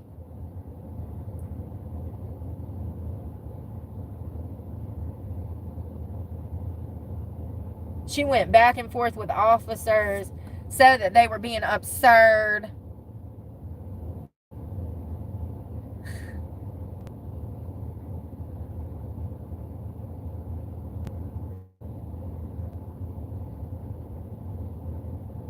Oh, wow. The woman that she was harboring, Pam Bundy, said that the man was facing domestic violence charges and the victims were sitting in the courtroom with state prosecutors when the judge helped him escape immigration arrest. She snuck him.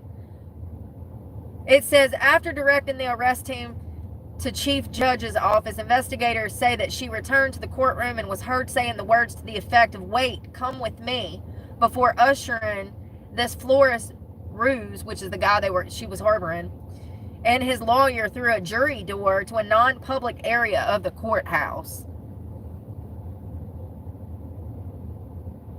What an idiot.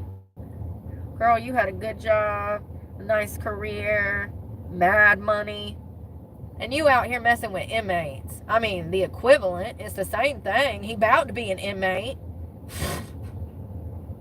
He about to be. I mean, he is now. He's arrested.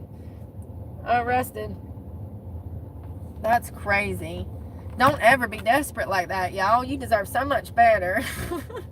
Don't be out here, damn, having these fools bond them out of jail and damn, no, cosign on cars. No, absolutely not. Oh, God. That's a great question. I don't know. I don't really care about none of it. It gets old. It gets tedious. I do like getting dressed up. I do like putting on a fancy outfit and doing my hair and makeup, but living out of a car, there's so much that comes with that. Thank you, by the way, TT Metro. There's so much that comes with that. Like, just to go in there and do my hair and makeup, I would need this heavy-ass bag, a dress, and some heels. I mean, that's a lot to carry through a whole parking lot. This bag alone probably weighs 10 pounds. That's all, like, makeup and face care. But, like, this one, too, it's probably down 13 pounds. It's just a lot to get all that together. And then I have to dig in the back and find clothes, dig up here, find shoes. And, I mean, I keep things pretty organized. Like, that's my bath bag and that's my makeup bag. But living out of a car, it's so hot, too. Why do I want to put on a face of makeup so I can clog my pores up with the sweat and the humidity from, the heat, you know? Ew, that's not what I want. Where's my coconut water?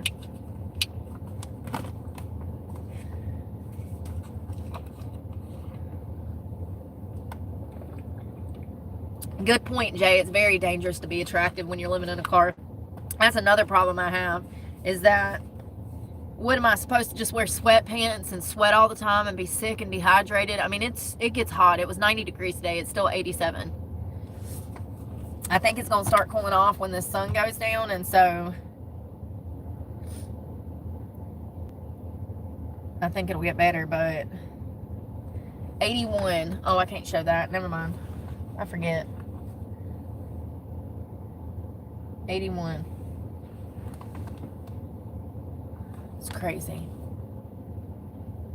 It's supposed to be like 65, 60 in the night.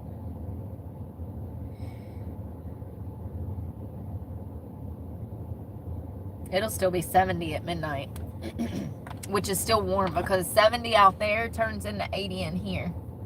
75, which is still hot, you know. I don't know how people do a hot, stuffy house. I can't do that. I got to breathe. I need fresh air. Open a window. Turn it on 65 when I'm going to 67, 68. I get hot when I sleep. I turn into a Dutch oven. I turn into an oven, not a Dutch oven. Oh, God.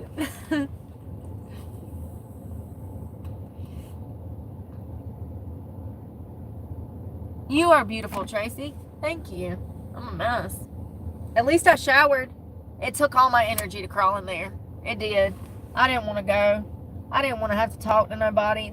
Y'all ever have days where you just can't? Like, just meeting strangers, just having to go to the store, grab a buggy, and have somebody cash you out is just too much. Like, you literally don't want to see nobody. I can't be the only one that gets like that, where it's just mentally taxing, even thinking about putting on shoes and a house coat and going out. Much less dealing with the traffic and idiots that don't know how to drive, and then dealing with the rude people in the store, and dealing with the rude people in the drive-thru. And there's days I can't, and I have to because I live out of a car. So, like, I don't have no choice. I'm out here in it. Where am I to go? What parking lot would you have me sit in? I'm a parking lot princess, okay? I'm always posted up and down a parking lot. No energy. Yeah, I become defensive like that too, Jay. When I ain't trying to be around nobody, I get mad. Like, why you all up on me? No, but for real, I be within my I'm like with reason. You know, like this morning, there was nobody else in the parking lot. The guy clearly pulled up trying to get a reaction. It's just like, it scares me because it's like, one of these days, somebody's going to catch me on the damn wrong end of a PMDD, and I'm going to be in that what would Jesus do moment and lose my mind.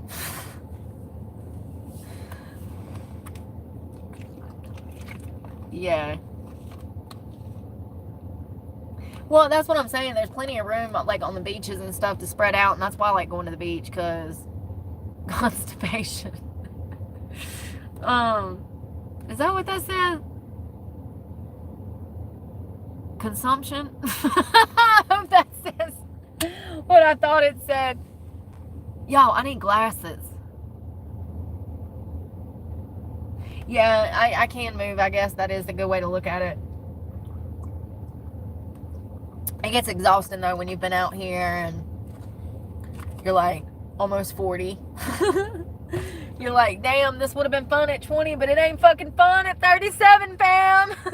Like, I'm tired, I'm aggravated, I'm ready to strangle some 20-year-olds. It'd be have you coming out of character. That's another thing. People be like, oh, she's so extra, she's crazy, No, fam, you're not listening. I am out here in this heat nonstop. Look at me. I look like Brooke Shields from the damn Blue Lagoon after she'd been out there for damn 15 years. For real, you know? It's like, it's hot. I deal with bullying every day. Crazy people every day. People, you know, they can't put themselves in that position because they've never lived it. They can't conceptualize it because they, you know, I guess it's hard for people to understand. It's hard for people. I mean, it'll absolutely drive a person insane falling into homelessness. I see why these people act insane. Society has drove them insane. Yes, society. Yes, 100%. 100%. The people that you see stuck on the curb that have completely given up, ain't had a shower in months, smell like shit, talking to themselves, well in their arms, probably on drugs. Society has turned them into that. 100%. I know it for a fact. That's what society tried to do to me last year, and it almost worked. I thank God that I'm in a better place right now mentally. I get it now. I think that when you re-injure your psyche and you go through trauma and then you keep going through other little traumas, and then people are like literally trying to mess with you and bully you because you live out of a car, and then you got the cops bullying you, and then you can't find work, and then it's hot and your AC broke, and all of this is what happened last year. Then you decide to, you know, try to go make money. It's your last damn option in a strip club, and that's toxic. And I mean, you know, it's just, when all of that is happening, your body doesn't have time to heal. I've really been mentally trying to do better since October of last year and focus on being a more calmer person. But it's not easy when you're living like this. This is very difficult.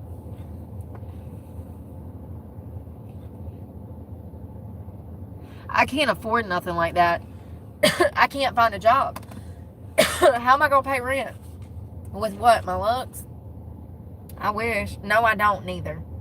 No, I don't neither. And take that back. I can't even afford my bills right now. You know, it's been a struggle. And I couldn't imagine trying to pay rent. That's crazy. Like I said, when it comes back down to $500, I'll pay rent. Until it comes back down to $500, I'm living out of a damn car. I don't care if it's 10 years. Maybe in 10 years I'll be able to buy a trailer or something. I don't fucking know. But I'm not. And that's another thing. I don't want to rent. I don't want to rent because I've done that most of my life, and that's where my money went. You know, it's like pointless. It's like going in a circle. It's like, girl, you know, if you're going to waste your money on something, make sure that it's going to be an asset in the future. You know, just paying rent is just a waste. It's just a waste. But you know, you don't know this at 18, 19. I didn't know this at damn 30. I didn't know this at 30. So yeah, I can't afford no rent like that.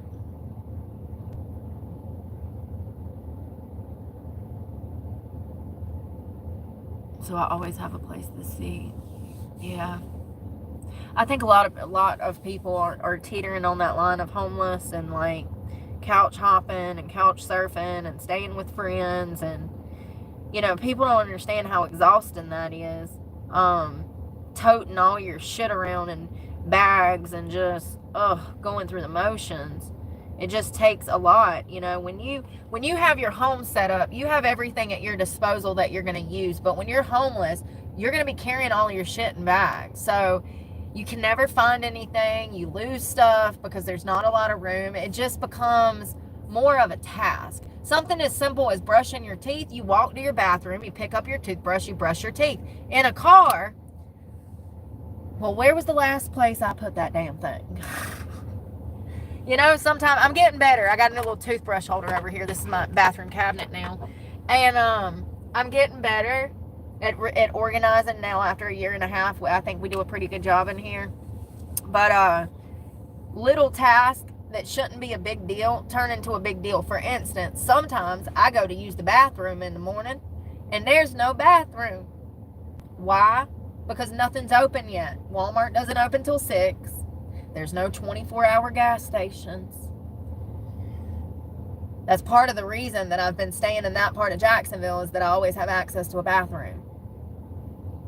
So, and like I said, the gyms, they don't really like people on the property coming in and out many times a day. Like, it's not that they're going to say something, but you can tell that they're like weird, okay? People don't realize that you spend money for a service, so it ain't no damn business how many times you come up in the gym. But I be trying to keep the peace after the last incident at Planet Fitness. But for realsies, they don't like it when you're coming in and out of the facility for hours at a time and stuff. And I get that. But I also pay for a damn membership for the purpose of having a place to shit. Sorry, excuse my French. You know? I ain't trying to be out here in these streets at 2 o'clock in the morning looking for a damn pool to drop the kids off at. That's crazy. But so many times, listen, I don't really have that problem, but I do have to pee. I'm like, damn, it's 2 a.m. and I got a twinkle. What the hell? You got to take all the... First of all, I have to move this seat up, so I got to lean all the way up here, my head down at my feet, lean this seat up, then start taking the window covers down, which takes like 10 minutes, then crank the truck up, probably put some more clothes on, my top of my night clothes, then go find a gas station, run around town for 20 minutes, Google which ones are open. It becomes a pain in the ass. I don't know. You have been with me on these adventures. Y'all have been with me on some of these side quests, and I'm like, what the hell? there's a lot of time and energy that goes into a simple task when you live out of a car, because you're going to have to drive to your resources. Your bathroom is not in the floorboard, so you're going to have to drive, and that's going to take money. And that's another thing, it's so expensive. It's so expensive, but this is the best that I can do. I can't afford rent, so this is the best that I can do for myself right now, because I can't afford rent. That's not an option. And right now, I think that I have a pretty nice setup, and I need to be grateful for what I have. It's just keeping it, you know? It's just keeping it and maintaining what I've built for myself. But it's expensive, and that's another reason that I think I had a lot of problems last year spiraling, because I couldn't handle it. It's like, I can handle this if I have the money to handle it, but if I don't have the money to handle it, then I can't, you know? Living out of your car is much more expensive. I spent all that money on gas. Tens of thousands of dollars on gas. It really makes me frustrated, because now I look back and I'm like, I wouldn't even be struggling for my truck payment if I wouldn't have been looking for work and running to job interviews and spending all of this money on gas last year. And I was wasting my time. Nobody's going to hire me when we have college graduates coming out with master's degrees and they can't even get a job. They've been setting since 2021. And the list just keeps building, man. The company's going out of business, and the places, you know, that were scheduled to open, and then they changed their mind, and like, we have no jobs being added like we should to the economy. Look around. I'm out here. I've been to 2 or 3 major cities this week, and all of them look the same. The infrastructure is down. I mean, it's just, it's like there's no money flowing back into the economy. That's what it looks like from the outside everywhere I go. It's like nothing's being fixed, nothing's being maintained, no jobs are being added, everything's gone to hell in a handbasket. And I'm just sitting here, well, their budget is $17 billion. Where did that go? You know? Don't make no sense. At least I have a car. No doubt, Jay, and that's what I'm saying. I try to be grateful. And I am. At least I have a car. Yeah, that's your shelter, you know, that's your safety net. That's the only thing separating you from the outside world. You know, at home, y'all have a big old door that that locks. And these doors lock, and this has a security system and stuff, but like, you get what I'm saying. You're out here with strangers all the time. All the time. That's good, Chris. Do you deal with people messing with you? Mostly use the gym and public restrooms. Me too. Yeah, you definitely need a gym membership, because a truck stop is $20 a shower. Imagine doing that 7 days a week.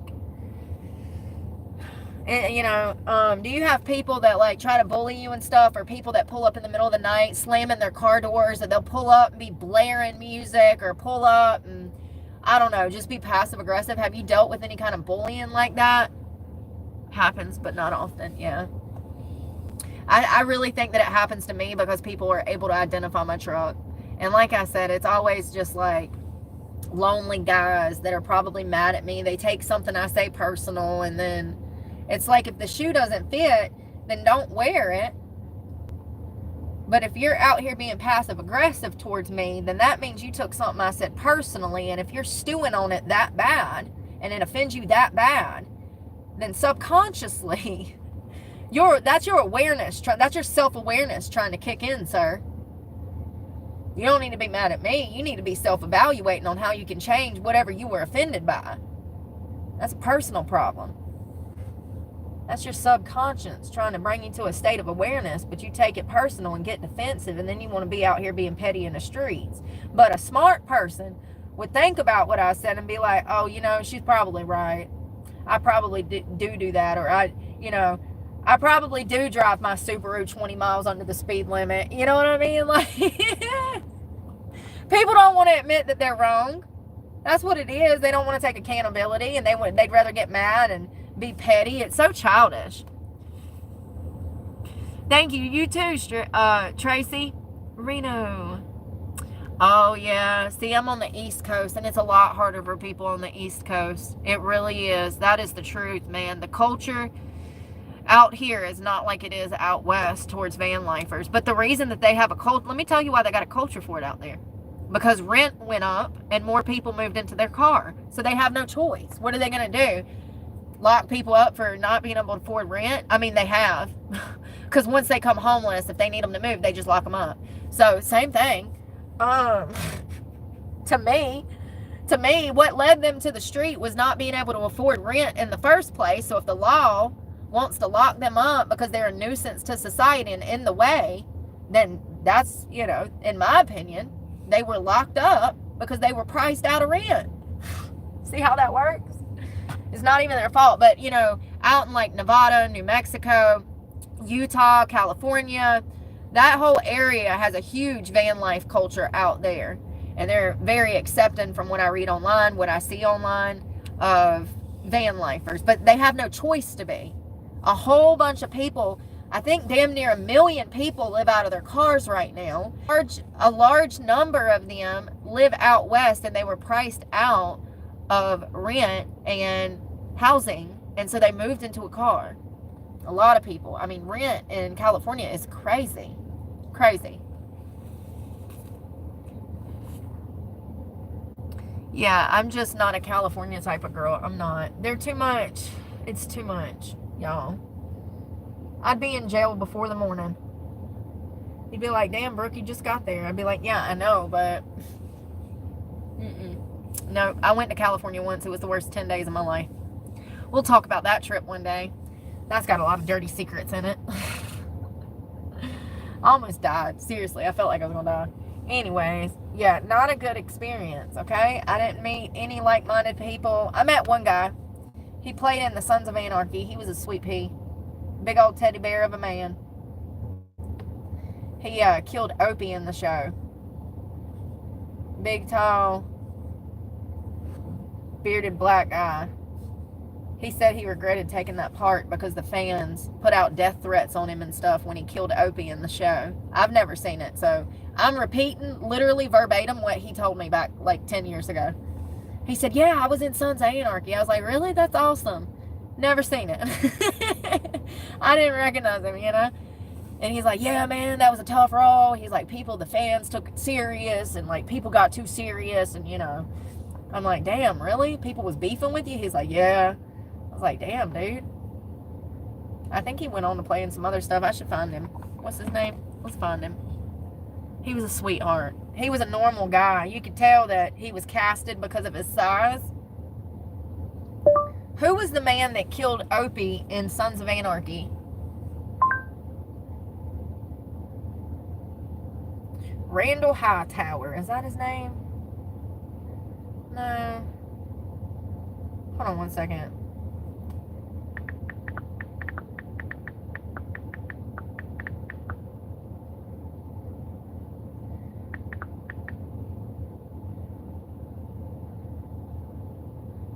I don't see him on here, y'all. He was a big, heavy-set, light-skinned, though. Big, heavy-set guy. Tall. Does anybody know who I'm talking about? I've never watched it.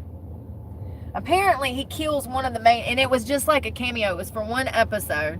So, he wasn't a main character. It's just that he killed one of the main characters in Sons of Anarchy. He did like a cameo in it. And he killed one of the main characters that was pretty... It says Randall Hightower, but I'm not seeing a picture. You know, Google don't ever give me what I want to see. And I thought that Randall... So, when I look up Randall Hightower, wasn't that a white guy? Yeah, that's... Oh, no, there he is! That's him! That's him! That's him! He is a sweetheart, y'all. When I tell y'all that he is so fucking down to earth. We stood in this nightclub outside of Capitol Records talking for like an hour. He was a teddy bear. That was the one good person I met the entire time I was there. Huge teddy bear. So they casted him probably for his size, you know. He looks biracial in this picture. He's got some beautiful eyes. He was a real sweetheart. I know he looks like a bear of a man, but he you know, he's got this real hard look to him. Oh, there's the scene with something going on. There he is in the scene. So, anyways, when I saw these pictures, that didn't look like him. He looked too white to be him. I thought it was a white guy. But yeah, he was great, man. He was great. He was a good guy. He was a good guy. I wonder what he did in his career. Let me be nosy. It's kind of, you know, if I meet a good soul like that, I'll never forget you. I don't care if we just meet once in some random bar in damn Alabama and you got a baby on your hip. If we have a good conversation and you are a normal person with logic and human intellect and emotional intelligence, then I'll never forget the meeting. Let's see.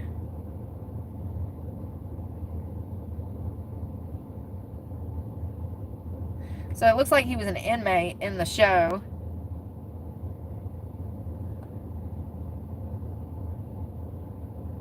Oh, here's a wiki page.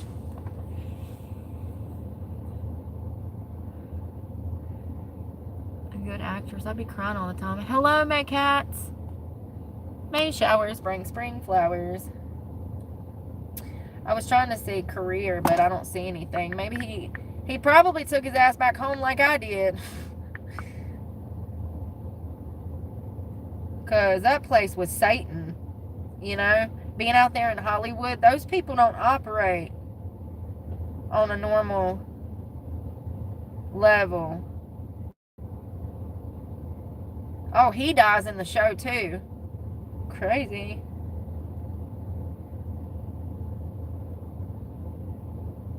Anyways.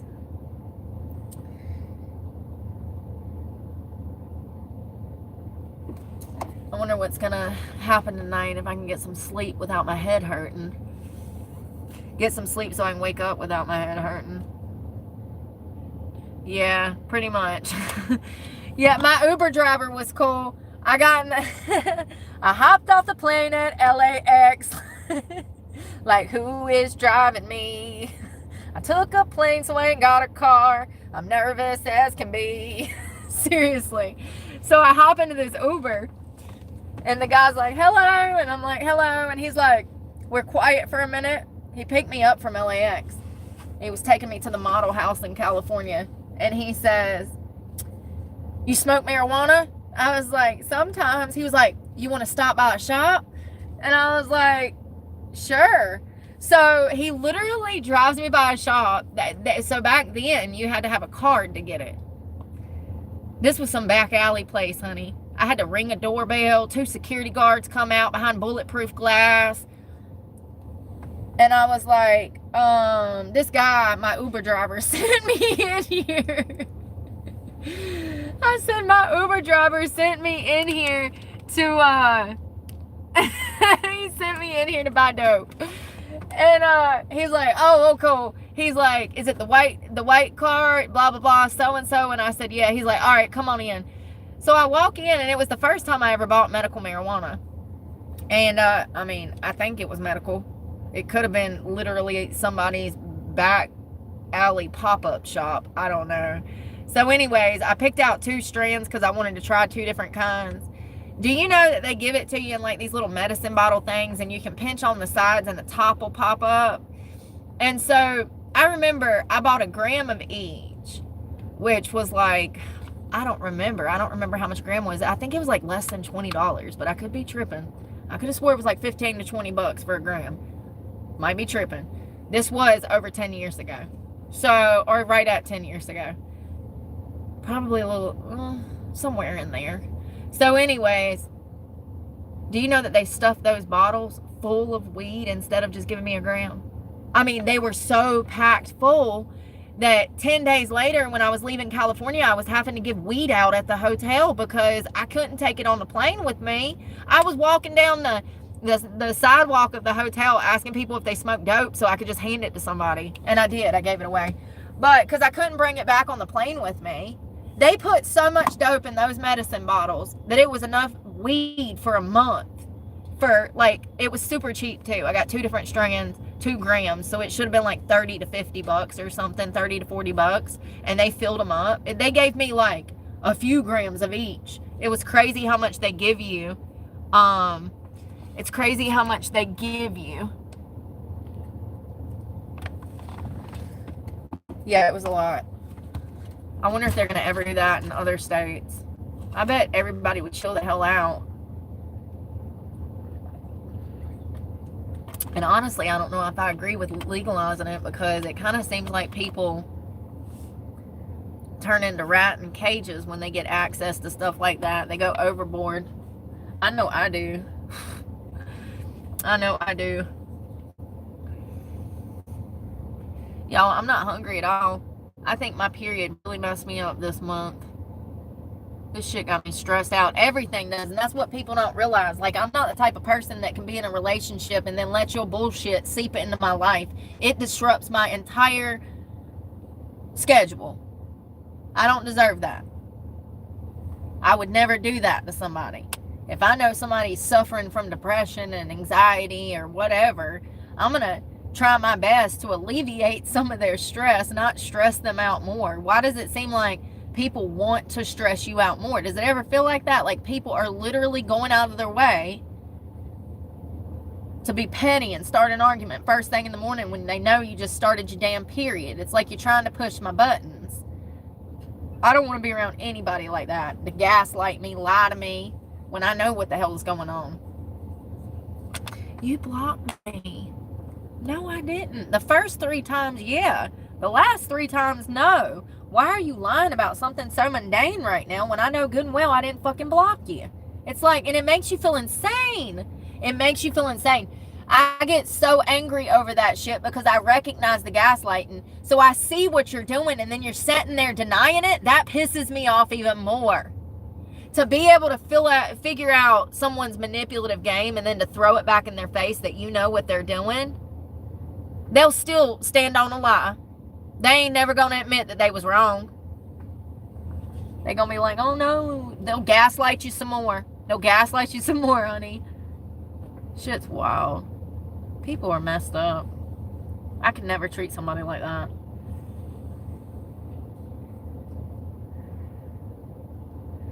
That's what it is, though, like gaslighting. Hey, critter. Yeah, I did have a good Uber driver. He was cool. I was like, thanks, dude. That's exactly what I needed. I was a big smoker back then, too. So I was probably panicking, like, damn, where am I going to get weed? I ain't got no card. And I had come from Colorado, and I'd smoked some dope out there. That was when they, like, around the time they first legalized it. It was some good stuff, but, like, it's so expensive out there now, you know? You're better off just buying from some dealer down the street. It'll be cheaper. Probably some homegrown nowadays, too, you know? I don't know. I ain't bought weed off the streets in 10 years. God, my traps hurt, y'all. My what are these? My traps. Or my lats. No, those are my traps. My lats are right here. My delts. My biceps. God, I'm learning all these muscles, too.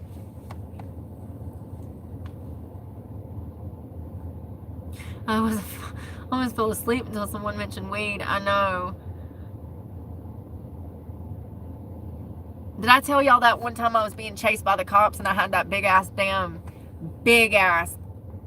it was this big, about this big. It was full of weed. I know, I wasn't being chased. What happened was, I feel like I saw them coming like a mile away.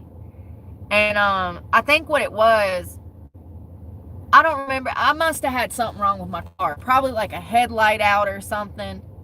And he passed me and I saw him hit his brakes. It was something to that effect. And so I knew he was about to turn around and come back on me. And I had this big ass satchel of weed. And I just threw I busted a left turn on this backcountry road and threw that big ass bag of weed out, right? Sure enough, that motherfucker come and pulled me over. I don't know how I knew. I don't know how I knew. I felt that shit. I felt that shit. I always do. And, anyways, that night, after the cop left or whatever, I don't remember what happened. I was out there with a flashlight looking for this big ass bag of weed and could not find it. Do you know, the next morning, the first thing I did when the sun was coming up was go out there to look for that weed, and it was literally like in the road, undamaged. How that cop did not see that big ass bag of weed, I will never know. Never know. You couldn't miss it. When I rode up on the scene, where he had pulled me up, I said, holy shit. It was literally right in the road. Right in the road. I scooped that shit up and went home. I was like, thank you, Jesus. Ain't it bullshit? It's bullshit. Yeah, I feel like alcohol is much worse than marijuana. That was crazy. I had another cop that, like, he let me go one time. He found a bowl and some weed on me, and he made me destroy the pipe, and then he just let me go. That was pretty cool. It would have been a misdemeanor possession charge, but he was cool about it. And, you know, cops that have been good to me like that, I really appreciate it, because I was an 18-year-old kid running around with my idiot older brother. And, you know, I just didn't have the best guidance. And I think the cop knew that, because my older brother was a career criminal. And I think the cop knew that and didn't want to charge me, you know. I don't know. Or he could have been a pervert. I don't think so, though. Yeah. I've had some crazy cop interactions. Yeah, the whole kicking the cop windows out, I think that was the best one. They charged me with that shit, and then I had to pay restitution for them windows. I was like, how y'all gonna lock me up on some bullshit and then get mad when I kick your windows out? You're taking me to jail unlawfully anyways. That was when I beat the babysitter up. That bitch was high. I come through the house, and this bitch is high on the couch, and my baby's crying. I lost my mind. You know who placed me with her? So first of all, let me start over. I had my son, and the Department of Social Services came in and said that I had to find a stable living environment. I didn't even know what that was at 18, because I hadn't had one my entire life. So they said, do you have a friend? Well, I randomly knew this girl that was a mom, and I thought that it would be a good idea to say her. Big mistake. Big mistake. I was on Suboxone at the time. She was on methadone. For some reason, the Department of Social Services made it mandatory for me to go stay with this woman that was addicted to methadone. I swear to God, there's a court record and everything. Looking back on that, knowing what I know now about addiction services, it's almost as if the Department of Social Services was trying to set us up both up for failure. That could have ruined both of our recoveries and made us both relapse. It's crazy to think about the way that Alamance County operates and how they put people in danger. So anyways, I don't remember what happened. I just know that sorry, I got a guy on a bike. I just know that they placed me with her, and everything was fine for a little while. And then, like I said, I walked in the front door one day, and there's like 5 or 6 methadone bottles laying on the table in front of her. And she was passed out, and my son was screaming. While I was gone, she was supposed to be taking care of her daughter and my newborn baby. And she was high, passed out on the couch as my son was screaming. I lost my fucking mind. I woke that bitch up. We had words. And I reached out and touched her. I didn't mean to. I didn't mean to. I was 18, first of all. This was the same year that I got in a fight with those 2 girls. It was not the best year of my life. It was probably one of the worst years of my life. My mama had died. It was not good, okay? I was going through hell. I was addicted to drugs at some point, and I went to prison. Like, it was not a good year, okay? It was not good. And looking back, social services absolutely set me up for failure. You would never do that. You don't place someone, 2 people in recovery like that into that family dynamic situation where this person is supposed to be like a chaperone or a guardian ad litem, but they're also on drugs, and she was abusing it.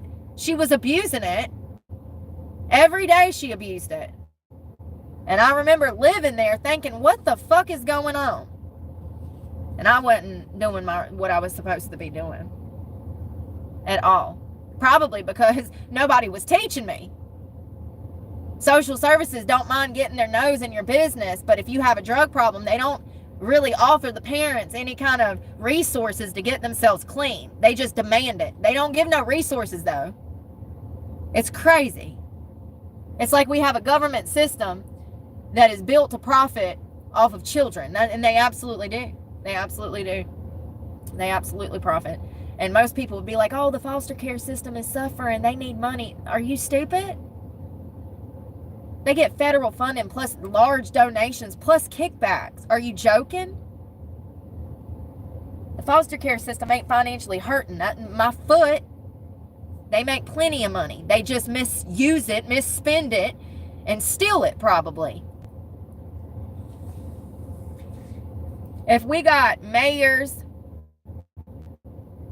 government officials, city councilmen stealing money, what makes you think that branch of the government wouldn't steal money, hide money, misuse money? And I know they have. I've pulled out the numbers. We talked about it specifically in Forsyth County, North Carolina, and Winston-Salem.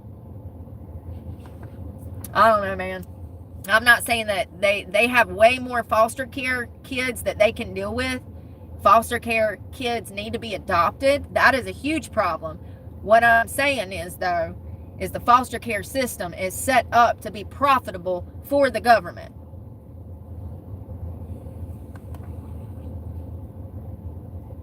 I grew up in a group home. That's so fucking crazy. That is crazy. Yeah, you age out of the system at 18, right? Yeah, that's another thing. So you grow up in the foster care system. They don't teach you the skills that you need to take care of yourself. They don't teach you how to file taxes. They don't teach you how to apply for school. Hell, if you grow up in the foster care system, you're lucky to even fucking graduate and actually know how to read and write and do basic fucking math, because you're one of the kids that's getting left behind. It's crazy. And then at 18, you ain't got no skill set, barely graduated if you even did. A lot of kids that I grew up with, they didn't. I'm actually blessed that I got my GED. But a lot of those kids age out of the system and then they're on the damn streets homeless. And it's not right. It's not right at all. The Department of Social Services should be set up with programs that help these teenagers learn to develop the skills that they need to stand on their own 2 feet, so that they don't go out here and get addicted to drugs or start having babies and become a burden on the fucking system, which is what we typically see. With poverty comes crime. With poverty comes toxicity. It's crazy because money is the root of all evil. But if some people just had a little bit of money, they could do big things. They did a study on that where they gave a bunch of homeless people money.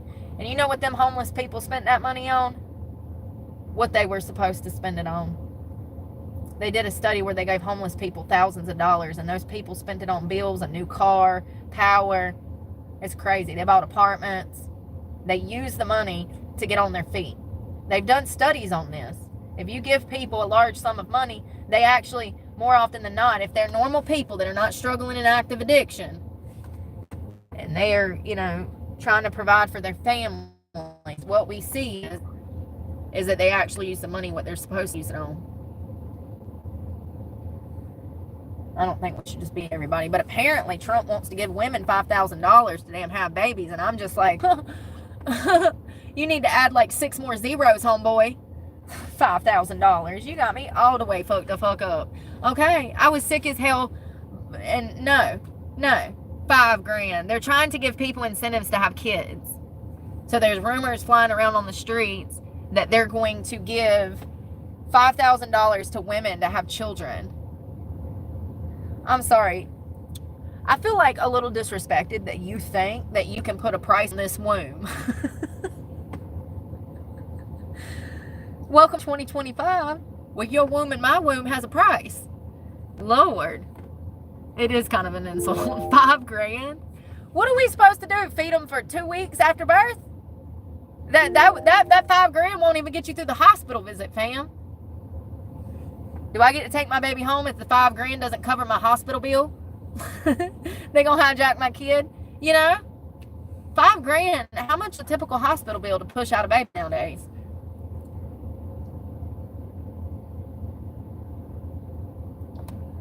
What is the average cost of a delivery in the United States currently?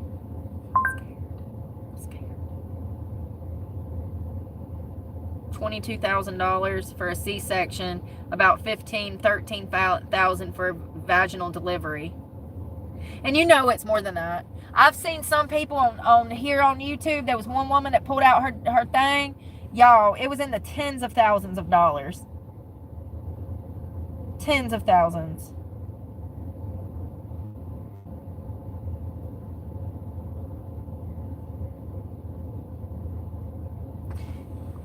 Care service charge of parental childbirth and postpartum care combined was over $24,000.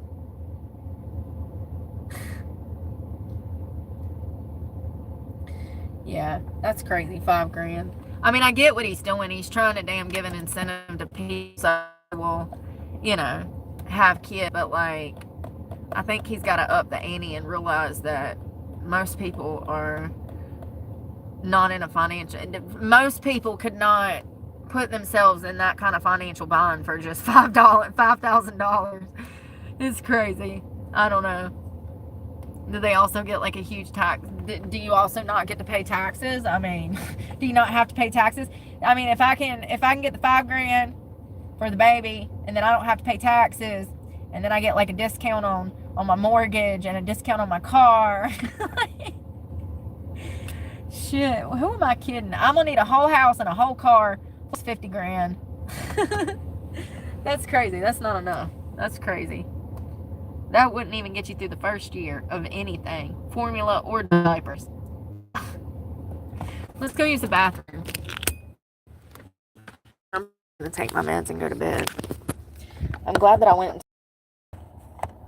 I didn't wash my hair because I didn't do it tomorrow. I got these new melatonins. I barely ate today. I had oatmeal and 2 protein things. I just hope I don't feel like shit tomorrow.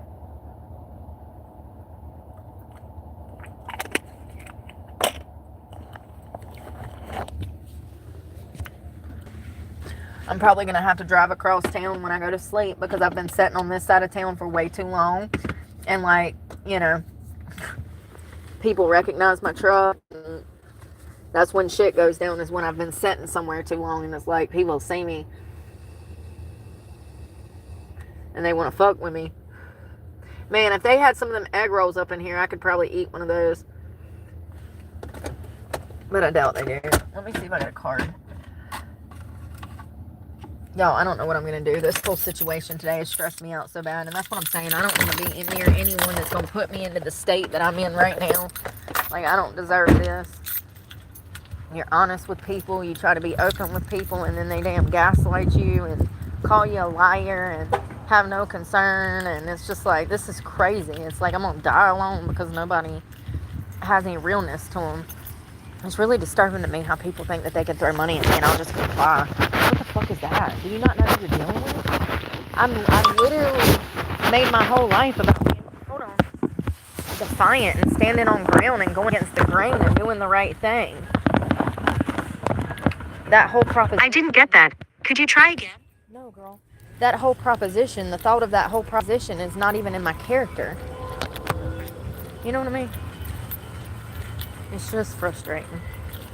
It's like, something I didn't tell y'all about that church that I went to. There was a lady that was sitting on the road from me that had an attitude because I was sitting beside her husband, and I'm at church. And that's what I be talking about when I talk about women out here acting like somebody wants their man. These people were old enough to be my parents. And first of all, I didn't even want to sit on that pew. Brenda, that runs the church, come and found me. I was in a deep, dark hole enjoying mass by myself where nobody could see me. And then some church lady comes running over to me and she says, "We found a booth for you." And I didn't even want to sit there. And it's ironically beside this man and his wife. And the lady was like giving me resting, bombastic bitch side eye the whole service. I'm just like, I'm not even safe in the Lord's house. I'm not even safe in the Lord's house. You know what I mean? I mean, I am, but you know what I mean.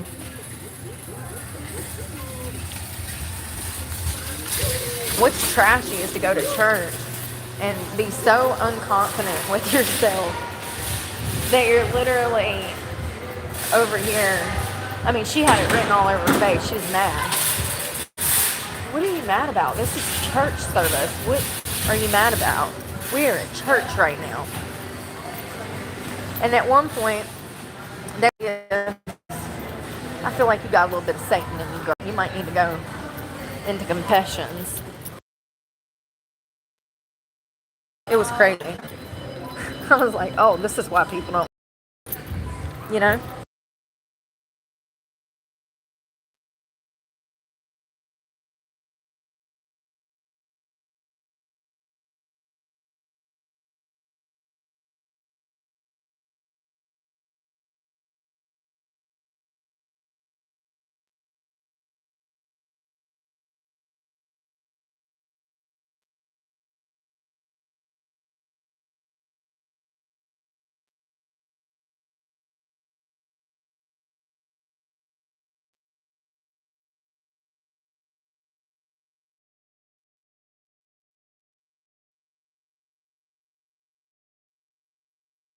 I just thought of something so good.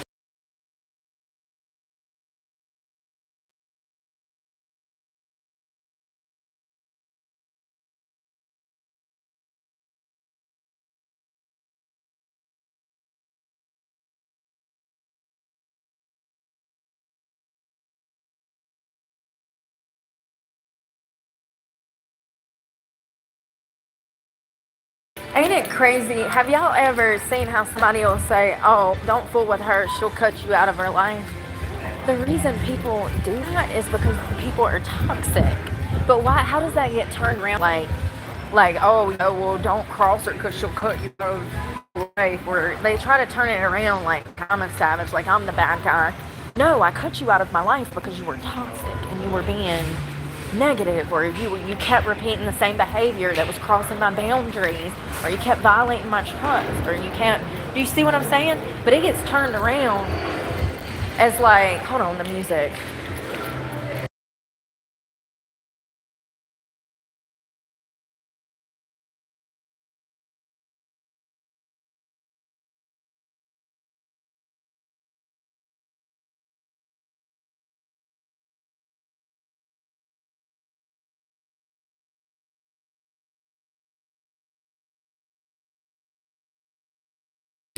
I'm sure y'all can still hear it behind me. Crazy. So loud. But yeah, it gets turned around like, oh, she treats people like they're expendable or disposable. No, it's not that at all.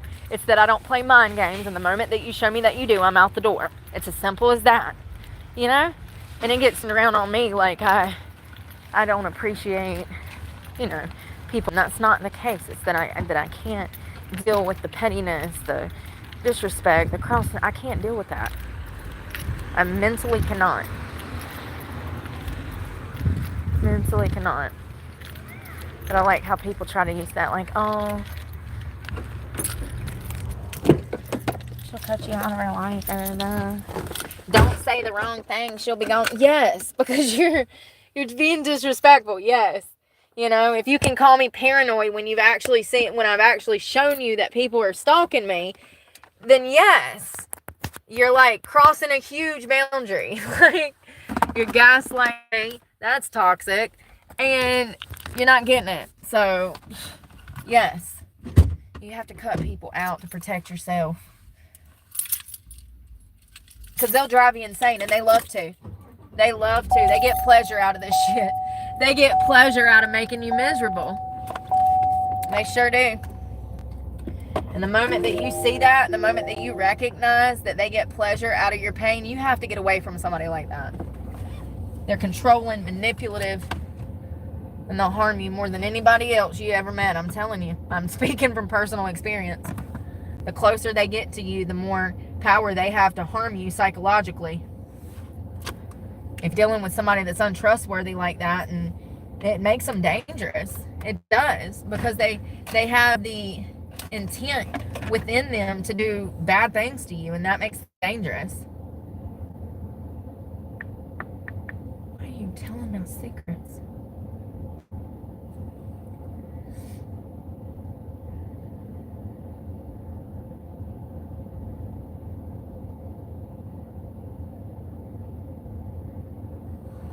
She better not.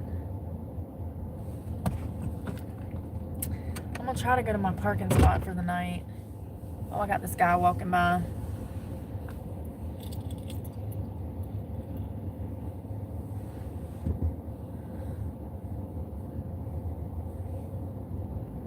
Come out.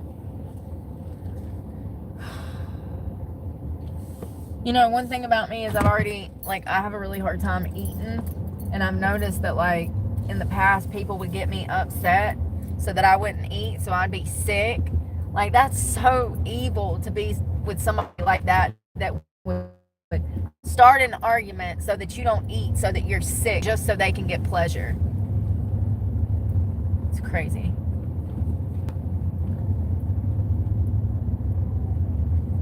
They want to control you so bad that they're willing to let you starve. They want you to starve. It gives them power. You got to be careful out here. People are evil. They really are. They want to toy with your emotions because it gives them something to do. It's as simple. It gives them power. It makes them feel in control.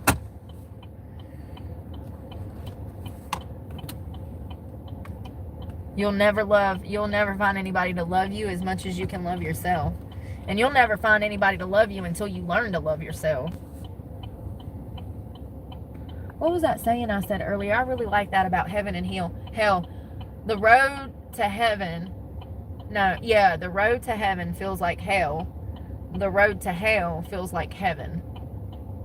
God, that is just so poetic to me. But that's been my life, you know. When I was stripping and, being promiscuous and living a risky lifestyle, everything was just handed to me. Things came so easy. The money flowed in, the money flowed out. Lavish shopping trips. I could take my ass to the mall and buy whatever the fuck I wanted because I was a strong, independent white woman. You know what I mean? Things were so much easier when I was living the life of Satan. Seriously, when I was living Satan's way, because that's what you're doing. That's what you're doing. You see that shit in the mirror? I swear to God, I'm getting to the point. I'm gonna get me something. I need to put it up there probably so you can't see it on the camera. I don't think you can see it from there, but listen, weirder things have happened. My bank phone number and my cell phone number got doxed online last year. It's just shit like that I went through. I don't know. Honestly, I think I'm going to continue to do what I've been doing and just try to survive. It's like everybody wants a piece of me, and they don't get that I'm not in a place for them to have a fucking piece of me. I'm trying not to have a piece of fucking society's ass for breakfast every 5 minutes. You know what I mean? Because I'm ready to whoop it every day. I'm out here literally trying to hold my shit together, and it's like people will come at me wanting a relationship, and it's like, whoa, buddy, what makes you think I need a fucking relationship? I don't even have a regular payment schedule on my fucking vehicle. But you want me to regularly show up for sex and to be happy and for dates and all this fake bullshit? No, thank you. No, thank you. And that's what I'm saying. Stop giving your time to people that clearly are only after one thing. You know what they want. You know what you want. Cut through the bullshit and get right to the chase. What the fuck are we doing here? Because I'm homeless and you're 5 states away and I don't know you and I don't trust you. So we need to make some changes, learn how to communicate or something, because at this point we ain't even friends, homie. And I don't mean to sound cold. It's just that I expect a deeper level of fucking connection that it's hard to find out here, okay? I don't do that basic shit, that flip-flop, bounce from relationship to relationship. The whole courting process is so that you get to know somebody and they get to know you, and you see if you're compatible, because not everybody is compatible. Try as you may to force something, you're just going to end up in some toxic bullshit. You better off alone than being in some toxic bullshit, re-injuring your psyche, add more trauma to the fucking list, We all damaged humans. We all been through shit. We are all hurt people that have been hurt by other people, that have hurt people. I mean, it's just a cycle of life. A lot of people never get to that point of awareness, though, where they can say that. A lot of people will never get to the point where they mature enough and humble enough to admit that they've done wrong. And I think that's a lot of people's problem, is their pride and their ego holds them back from admitting that they've made a mistake. You can't do that. You can't let your mistakes add fear to your life. That fear is going to keep you trapped in insanity. And you're going to just keep doing the same things over and over. I don't know. I'm delirious. I haven't ate much today. I'm tired. I bet my sugar's low, but it's okay. We're not going to check it because I'm going the wrong way. Shit. Oh, no, I ain't. No, I ain't. Hold on. Oh, let me take this down. I ain't dealing with no shit tonight. I might damn lose my mind and damn. They'll be out there and like, how'd you shoot him? Oh, I don't know. He brought the gun. You don't even understand where my mind's at. When I don't get sleep, I turn into a damn feral psycho. And that's another thing. Like, people, you ever had to stay up with one of your parents at a treatment center, or like go visit your parent in the hospital in the middle of the night, or giving birth and you don't get no fucking sleep? You know how it makes you feel. Then imagine that at almost 40 years old, and you deal with it on a nightly fucking basis, and you ain't had no good sleep all fucking week, because every time you roll up somewhere, somebody's rolling up to try to start something, and all you want to do is go to school and be a productive fucking member of society without having to slit everybody's fucking throat, or anybody's throat, you know? Like, seriously, it'll make you so frustrated. I see why Tommy's pissed. He's in jail for fucking bullshit. He should be pissed. He's had his whole life destroyed, been painted as a, you know, a white W or white S, and it's not right. I don't understand how society can just take people and chew them up like they ain't shit. Just pretty much say they ain't got no value to their damn life. It's like, whoa, wait a minute. He actually cares, though. Unlike most people. Oh, damn it. I was trying to find somewhere to park and I can't find it. This parking lot is weird. It's at a freaking angle. And that's another thing. If you're not on a flat surface, your bed ain't flat, homie. That's a real struggle. I forget about that. Imagine getting somewhere, getting your car parked, pulling into a parking spot, and you're tired as shit, okay? You ain't paying no attention. You're tired. And all of a sudden, you realize when you climb into bed after getting your window covers up, that your tires are on a slant and you need to move the whole vehicle. So you have to pull all the window covers down. And I usually try to pay attention to this, but when I'm not sleeping, I'm not paying attention to nothing. I'm barely functioning. Barely. Oh yeah, when the sun goes down. Well, I wouldn't say that I'm like sitting back there looking out my windows. Never that. Usually during these instances, I'm minding my business always. It's usually somebody is going out of their way to let me know that they know me. They'll play a song that I've played on live. The most popular one that I've heard is Careless Whisper. Remember when I was on that song last summer? So they will pull up and start blaring Careless Whisper. How creepy. It's a love song, first of all.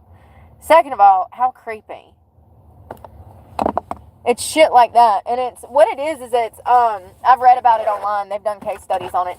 What it is the stalking, the gang stalking like that. They're trying to implement fear by letting you know that they know where you live.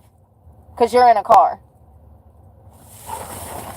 It's crazy. I find it hilarious because really what it is to me is that these people are absolutely obsessed. Like, dude, I listen.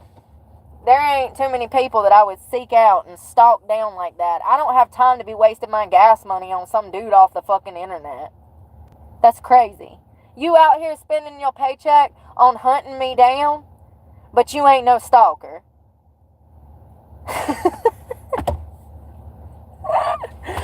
Oh, God.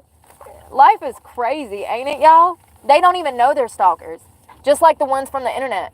that I delete their accounts and then they come back tomorrow with a new account like I don't know it's them. And sometimes I be entertaining it because I'm like on my good week for my period, so I'll be like, you know what, I'm in a good mood this week. I'm gonna ride this shit out and see what this bitch says this week. And they don't even know that I know that it's fake.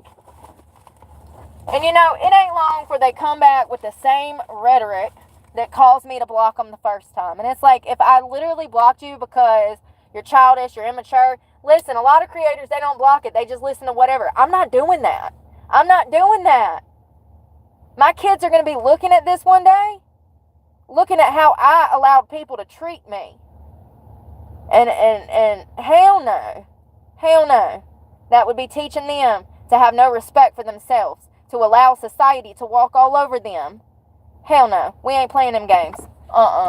Nope. My parents raised me to have respect for myself. I lost it because of drugs. I lost it because I'm going to turn the light on in a minute. Give me a minute. I lost it because I fell into bad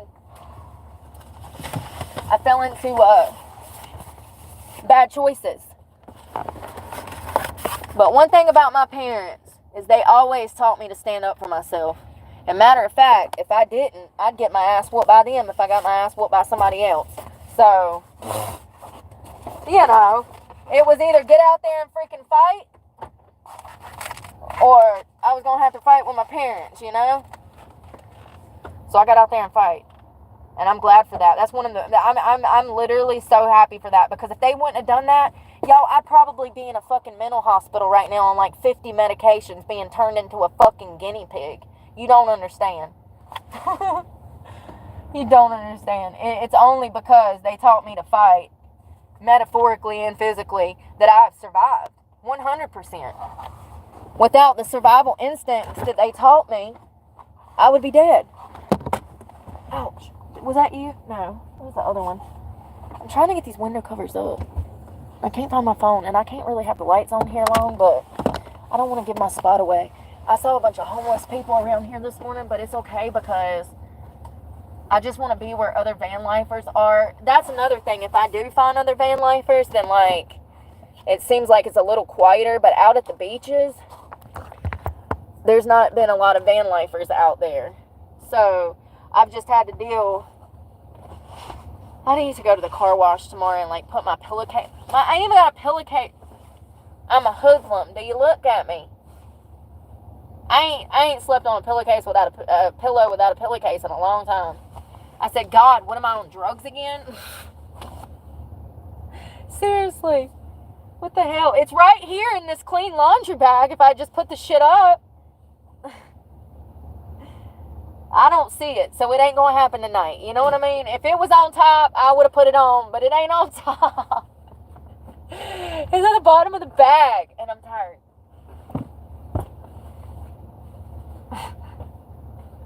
Such a lazy. I really didn't expect to expose myself as much as I do between the TMI stories at the vape shop this week and my premenstrual dysphoric disorder. I really did not.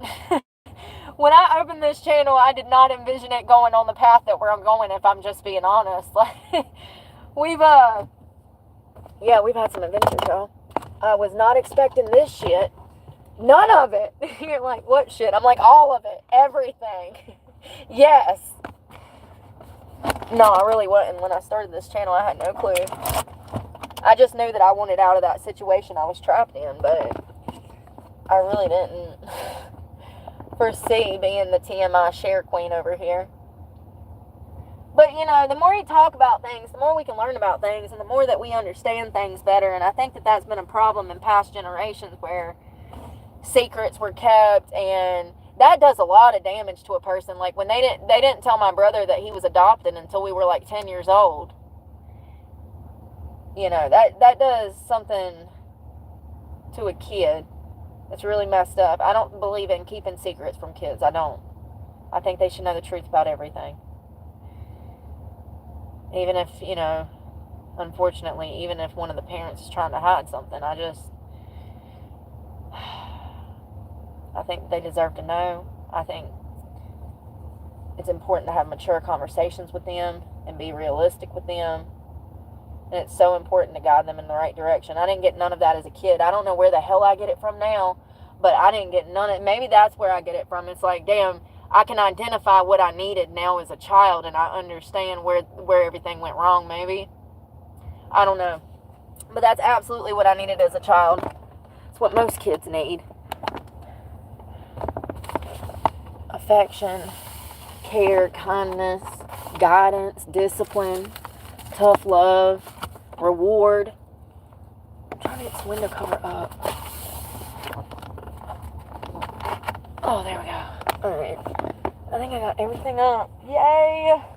It's going to be hot. I'm going to have to run the truck. You know, I filled the truck up earlier and it's already half tanked on because it's so hot.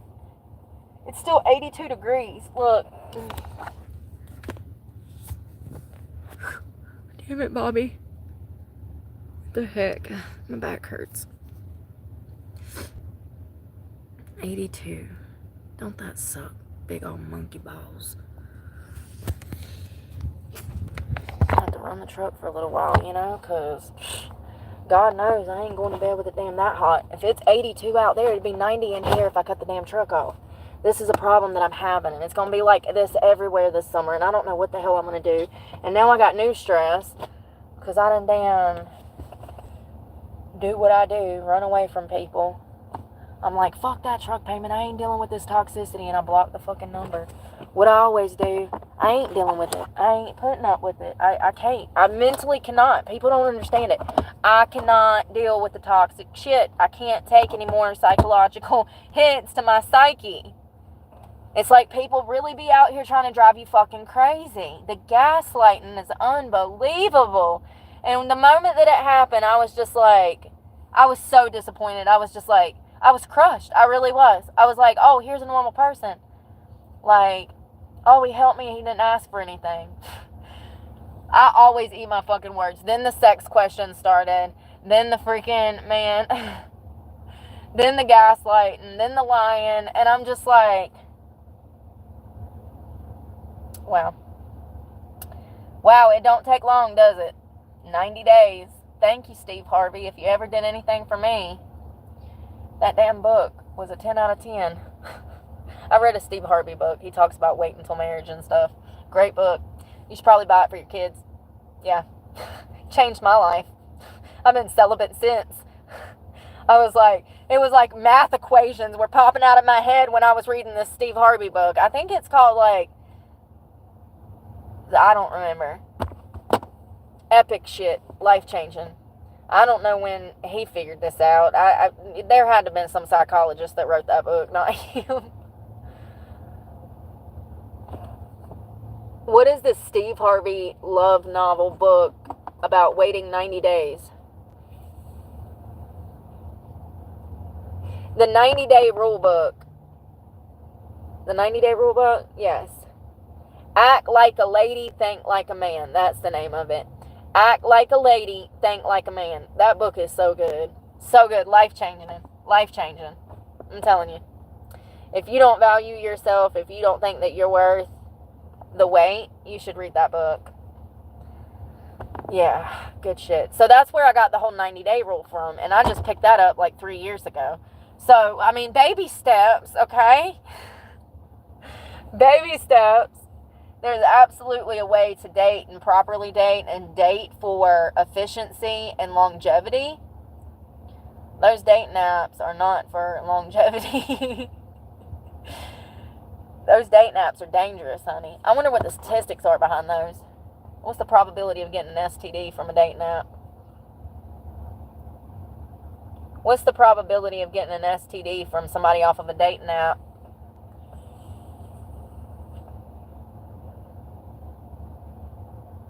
%78% on Grindr. What? The most commonly used hookup sites include Grindr, 78% chance of an STD, Scruff, 35% chance of an STD, and Tinder, 22% chance of an STD. This is off of a one meeting instance. So you go on a date with a cute guy off of Grindr, you got about a 78% chance of getting an STD. You meet somebody off of Scruff, you got about a 35% chance of getting an STD if you're having unprotected sex. And hell, condoms ain't damn 100% proof, fam, okay? HPV can be passed through human contact, just touching each other, holding hands. You can get the human papillomavirus. You don't want that shit. Listen. And all 16 strands cause different shit. It's like 16 different symptoms from different strands of it. You can't get rid of that, by the way. It's for life, and it also causes cervical cancer. It can kill you. It also causes problems in men's genitalia. Using a dating app. And then, so they give these statistics, and then they go on to say, using a dating app doesn't inherently increase the risk of STDs. What do you think? Do you think sleeping around, meeting strangers off the internet will not increase your chances of an STD? Don't we all know that abstinence is the only way to make sure that you're not getting an STD? Because I want to say that if nobody knows. The only way that you can prevent STDs and pregnancy is by simply not having sex. There's no way that's 100% foolproof. You can get stuff several ways. You can get HIV and AIDS through blood. You know, I mean, you can just get everything. Gonorrhea, syphilis. What's that other one? Anyways, you can get that, and, you know, through sex and even oral contact. Herpes, the same thing. And listen, I know people are ashamed that they have herpes. I get it. But we need to have a serious conversation about what a cold sore is. A cold sore is a herpes. If someone has an open wound on their lip and they're like, oh, don't be worried, it's just a cold sore, that is a herpes. And if you kiss them, you are risking catching the herpes. I'm so sick of people gaslighting because they are ashamed that they caught the herpes. A cold sore is a herpes. A herpes is a cold sore. Glad we got that out the way. Don't be kissing on people. Especially not strangers off a freaking grinder, bro. No wonder those CDC statistics have been shooting up.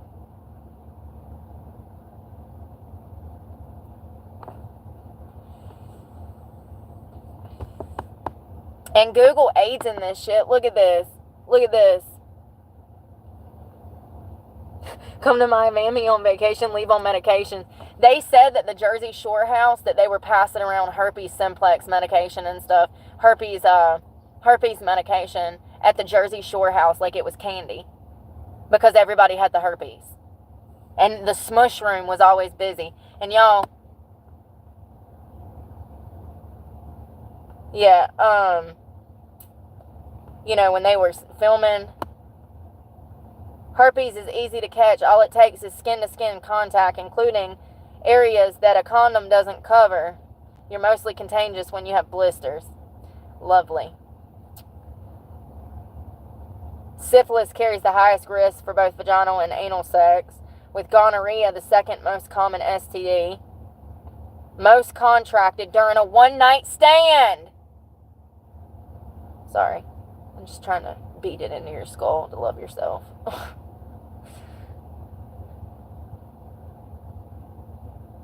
2015. Let's see what they said back then about STDs. I'm nosy.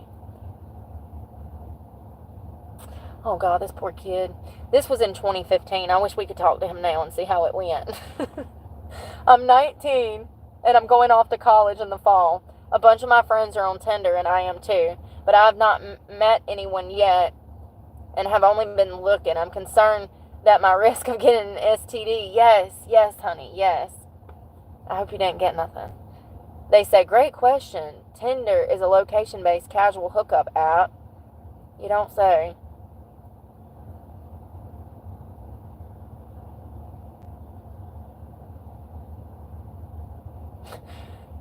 Meeting someone on Tinder doesn't automatically increase your risk of STDs. Let me tell you how it absolutely does. Because you are going to a platform where the platform is being used for hookups. So that means that all of these people that are on there are all hooking up with other people. So yes, there would be a more propensity to receive an STD off of a dating site because everybody you're dealing with has been fucking everybody else that you're dealing with, homie. It's like crazy that I'm sitting here reading Center for Young Women's Health and they are lying to people. It absolutely puts you at risk for more of a chance of an STD because everybody on there has been sleeping around. And that is what the app is meant for. Engaging in casual sex with someone you hardly know, whether you meet them through an app or not, website, in person, can definitely increase your risk of being infected with a sexually transmitted disease. Craziness. I wish I could find better numbers, like an actual study, or like, hold on, here it is. I found it.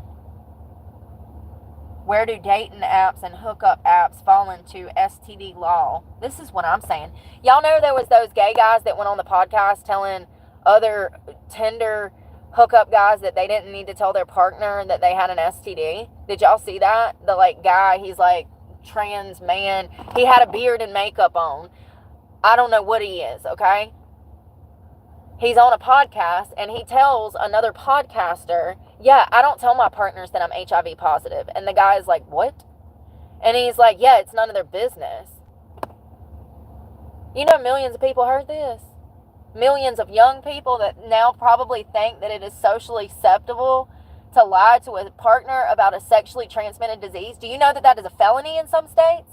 To lie and not disclose to someone that you are positive with an STD is a felony in some states. It's a misdemeanor in most, I think, but it's a felony in most states. And this guy who has millions of followers, gets on a podcast and advise the young population that is hooking up and already living a risky lifestyle that they don't need to share this information with anybody. You can find that on YouTube. I'm sure if you look up gay guy says to lie about HIV, you'll find it. It's crazy. It's mind-blowing. It really, and you know, the craziest part is he's my age. He knows better. You know, if that was some 20-year-old kid spewing out rhetoric like that, I'd be like, oh, he's trying to get internet famous. No, this person has millions of followers. They're known in the gay community. It's shocking. It's shocking. You know, and that should be even more reason for people to wake up and realize that these dating apps are not only detrimental to your mental health, but your physical health. Because if somebody is willing to go on a podcast and just spew that shit out like it's normal, that really leads me to believe that it's actually a society of people that think that it's normal, you know? Like, why would he feel so comfortable telling people to lie about having HIV when they're having a sexual encounter with a new partner? Why would he feel so comfortable to tell people to do that? It's almost like he's said it before. It's almost like people have boosted him up to say this. And, you know, it's not only against the law, but it's incredibly dangerous and it's harmful. You know, HIV and AIDS is something you can die from. It's debilitating. It's lifelong. And I think you should go to jail for the rest of your life. You give somebody something like that, they can't get rid of. Like, that could potentially kill somebody. I just feel like death by firing squad. I'm joking. That's harsh. I'm PMSing. Chill. Let's see. This had some statistics that was interesting.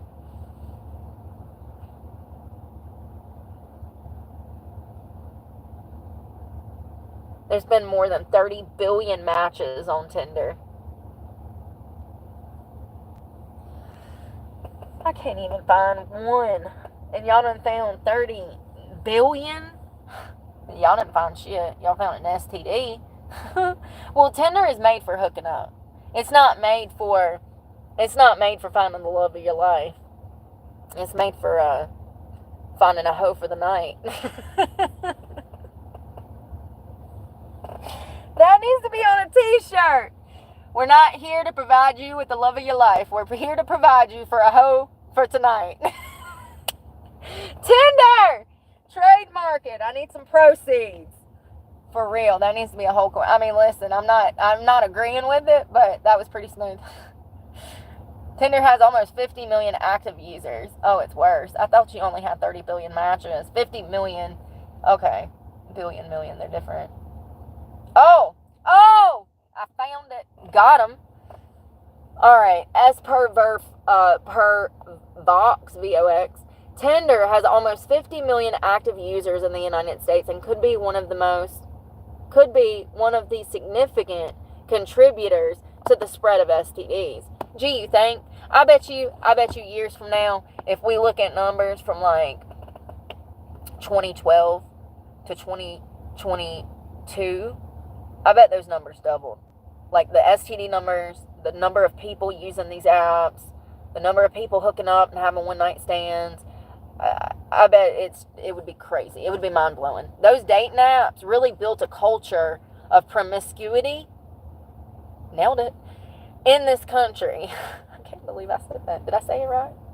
Get a cookie for that one. It really has. These hookup apps have made people comfortable with meeting strangers off the internet, which is dangerous. It's made people feel comfortable going to people's houses and just hooking up, drinking, and doing drugs. And nope. Nope. I don't even want to go to somebody's house that I know half the time, much less a damn stranger. Are you kidding me? I'm going to need a Xanax and probably a tranquilizer just to go over there. I can't, my anxiety, you know. I feel like I'm on guard. I'm on guard. Like, am I about to get robbed right now? Am I about to get sold into, like, you know, the sex trade? You don't know. You don't know. And when you're a girl like me that's really out here literally fending for yourself, you got to be fending for yourself, okay? You got to be on guard. And you got to realize that people are going to know that you're alone, and they're going to use that against you. People know you don't have nobody, and they'll absolutely try to use your situation against you to get close to you and to have access to you. They'll try to sweep in and act like a savior, but really they're trying to damn, you know.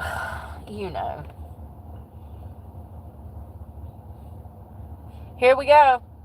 New York ranks among the top 10 cities with the highest sexually transmitted diseases.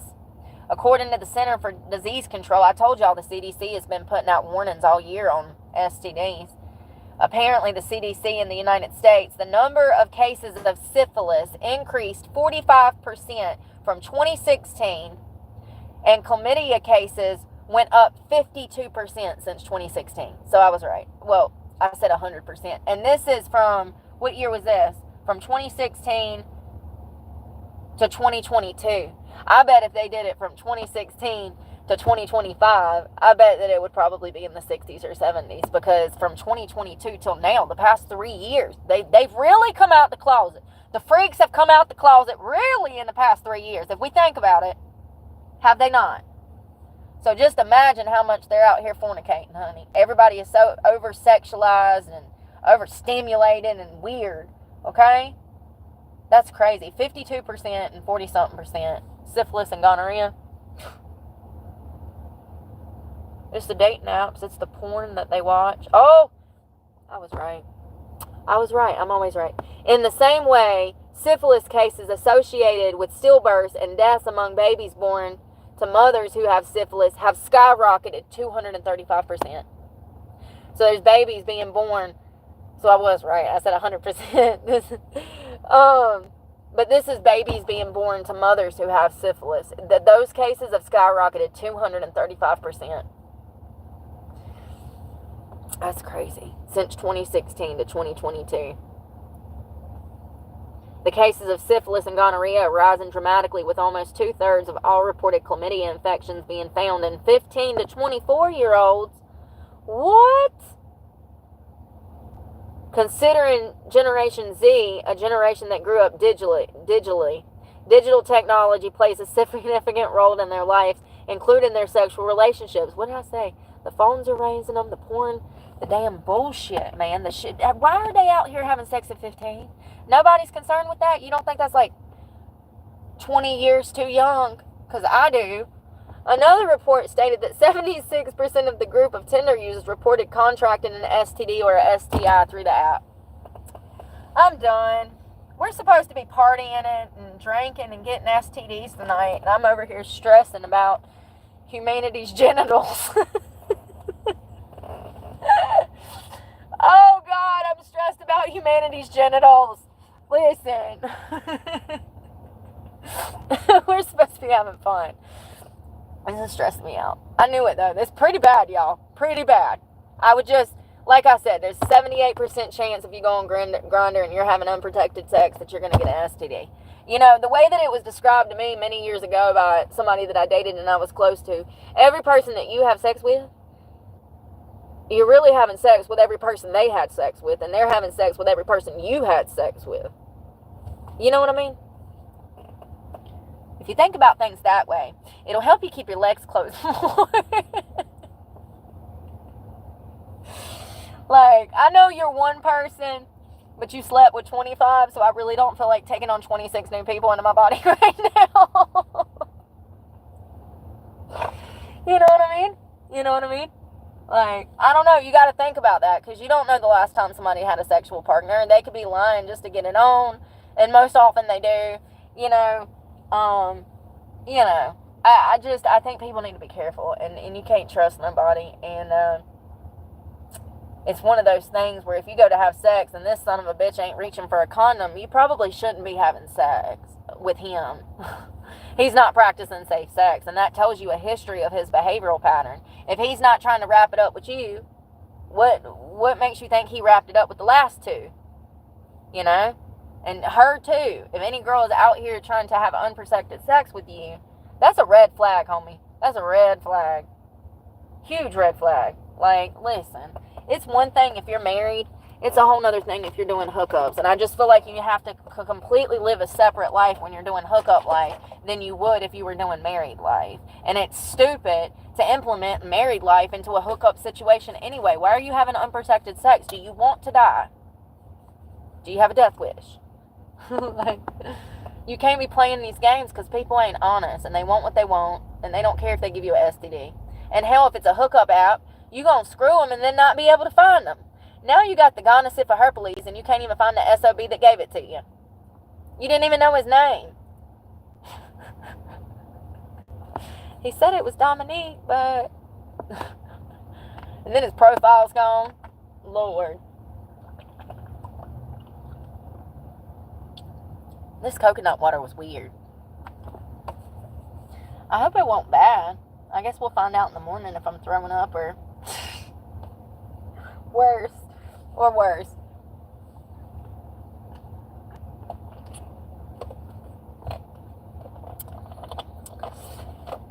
Yeah, it's crazy. You know what I mean? I think that people just flip-flop from relationship to relationship because it makes them feel good. And I know that people are seeking out, somebody to love them. But you can't expect love from somebody that don't love themselves. And most people are looking for love and they haven't even started loving themselves. They don't value themselves. And that's exactly why a lot of these marriages and relationships end. Because people, when you go into something like that and y'all are both harboring insecurities, doubt, you're both worried about the unknown, you don't really know each other, and you kind of just jump into something, it's not a healthy foundation.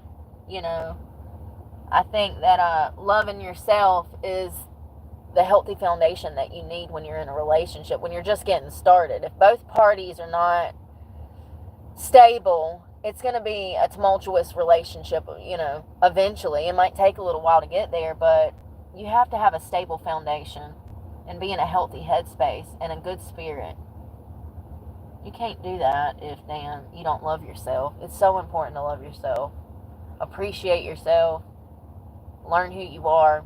Learn what you're good at. There used to be, back when I was young, I didn't realize that being domesticated was actually a huge skill. Being able to run a household, balance a checkbook, do the laundry, get the kids to school, all of those domesticated practices that so many men want nowadays that these women don't know how to do. Back in the day, I didn't ever date anybody that valued those things.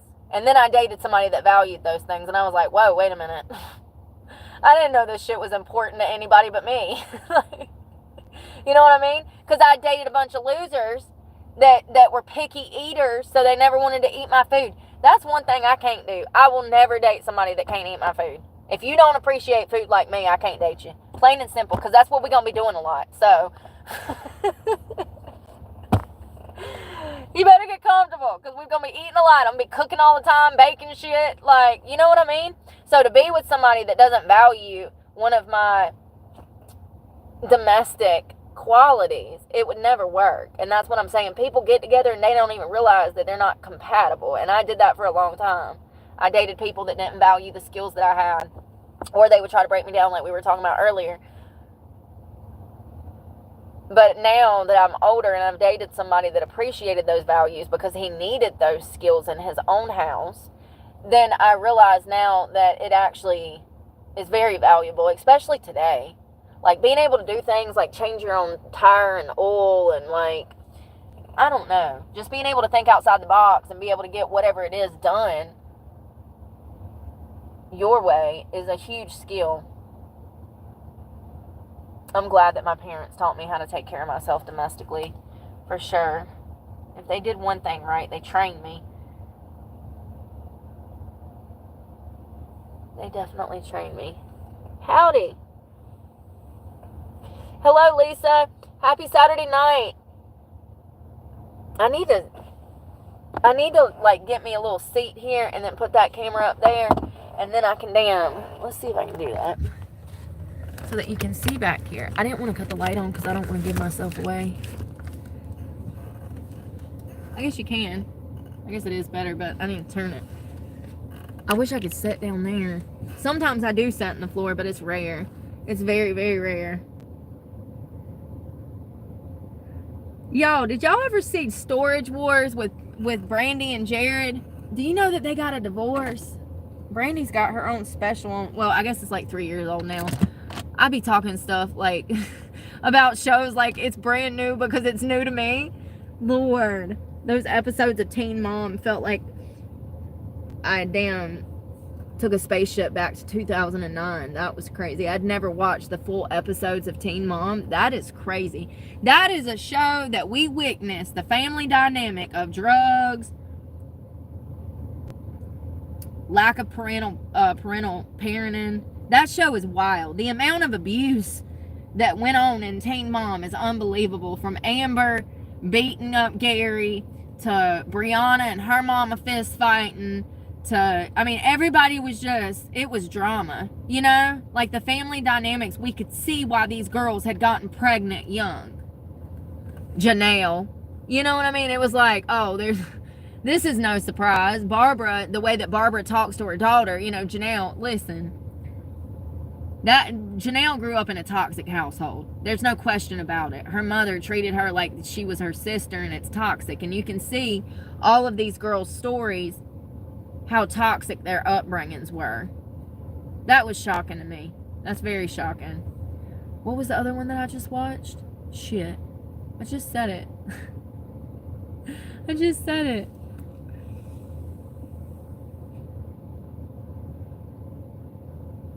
They want women to do their chores for them. I actually like doing chores, especially laundry. It's peaceful for me. But, I don't know. I think that, it's more of a modern time where both people kind of do that stuff, you know, they take care of each other and what needs to be done in the moment. But I definitely grew up in the household where the woman did all the cooking and cleaning and clothes, and the woman took care of the house. You know what I mean? And that's the way I kind of like it, because I don't want you moving shit around. God, y'all. For real, though. Like, no NASCAR shit in the kitchen. I'm sorry. You can have that shit in the man cave. Not in the kitchen. Maybe even in the living room. But I ain't looking at no fucking NASCAR shit every time I'm trying to cook a meal, okay? Listening to a damn cuckoo or Dale Earnhardt cuckoo clock going off. Sounds like a damn engine racing around the kitchen. No thank you. Can we keep it to the garage or the family room or something? No, but for real, I don't know. I prefer to do things. I want to do it. Let me do it. Y'all know how I am. It aggravates me to be in the grocery store behind slow people walking. I got shit to do. I'd rather be doing it. That's what makes me happy. Yeah, it's what makes me happy. I'm exhausted. Thank you, Critter. I don't think anybody's trained to be a spouse. I really don't. I think people take marriage by the horns and do the best that they can. It makes me really happy when I see that people have been together for 60, 70, 80 years. It makes me so happy. I'm like, y'all been together how long? Oh, that's so sweet. My mind can't even conceptualize how long that is because I ain't even lived that long yet. You know what I mean? See, that's how that works. What the hell is moving down here? My sweater, sorry. It's like, God, has a squirrel done climbed up in here and made a nest? I wouldn't know until I clean out the front seat. Thank God I've never had an animal in here, but like, could you imagine if you got an infestation or something? You'd never be able to get rid of it. And you can. The damn, as I drop a cracker package in the floor, rats and roaches, they can damn infest your car living in them. That's why I usually throw my snack packages away in the morning. Pretzels. I wonder what snacks I got. I had that big old bag. Hold on, let me see if I got some Doritos. I could probably go for some Doritos. Y'all, today stressed me out with my phones and then that whole situation with the gaslighting and stuff. It's been weighing heavy on me and stressing me the hell out. Oh, I can't reach nothing. Oh, there it is. It's just like, it's like, why does everybody that come into my life think that they can stress me out for money? It's like, wait a second. This is why I'm homeless, homie. You're doing the same shit that everybody else does. What the hell's going on? What kind of buffoonery is this? What kind of buffoonery is this? What is this? For real, what kind of buffoonery? You know I'm from the South when you see the Dollar General bags. Ooh, what's that? Oh, I forgot I even bought those teriyaki sticks. Drumsticks. Oh, they're walrus teeth.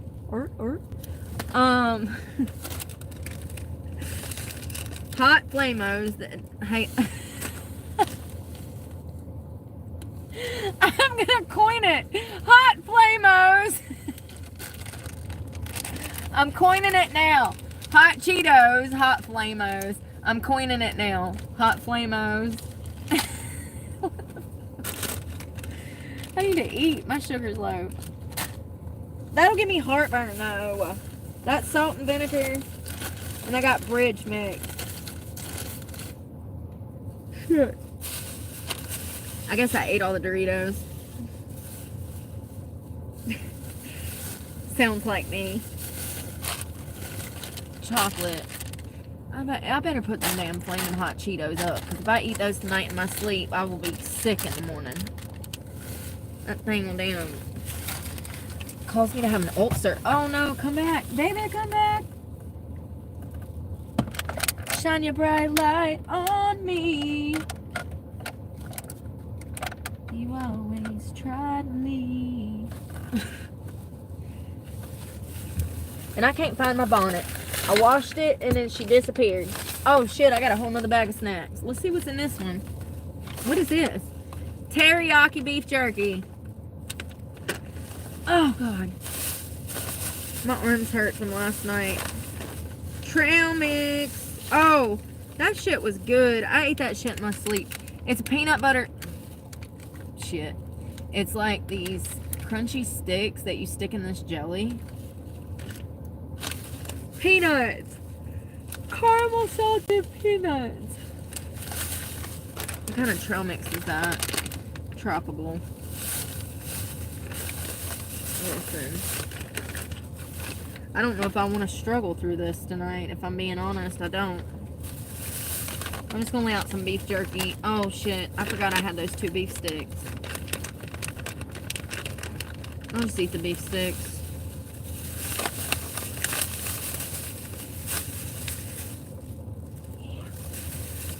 I think my sleeping med's kicking in. Ain't that nice? Love when that happens. Damn, I miss Seroquel. With Seroquel, you don't even feel it coming on. It's like 1 minute you're living your best life, and the next minute you're in the grave. For real, Seroquel will knock your ass out. You'll fill up You'll wake up feeling like somebody tranked your ass. You'll feel like somebody hit you with an elephant dart. Seriously. Seroquel is so good. That's the best nighttime sleep. They're not supposed to prescribe it for sleeping. Because A, it's addictive, and then you can't sleep without it.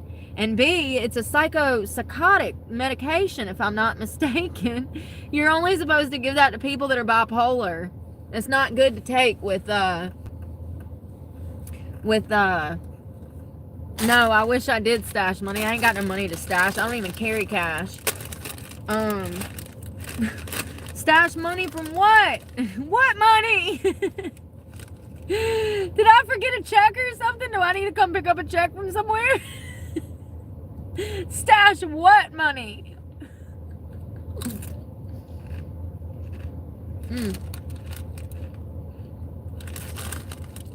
Those are good. Salt and vinegar, my favorite.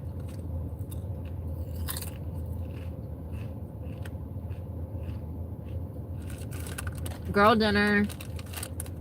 I wasn't gonna eat this right now, but all of a sudden I'm hungry.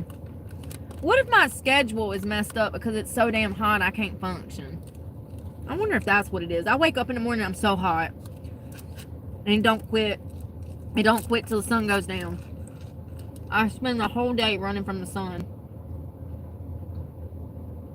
I bet I'm dehydrated. What can I do? I can't do nothing about it.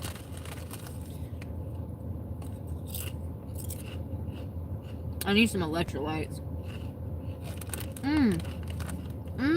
This is so good together. That beef stick with these, y'all remember those pickled sausages that were real vinegary? That's what this tastes like mixed together with the salt and vinegar chips and the teriyaki beef stick. It tastes like those pickled hot dogs with the vinegar. You know, the ones you get at the bar, the pickled like pig feet and the pickled eggs.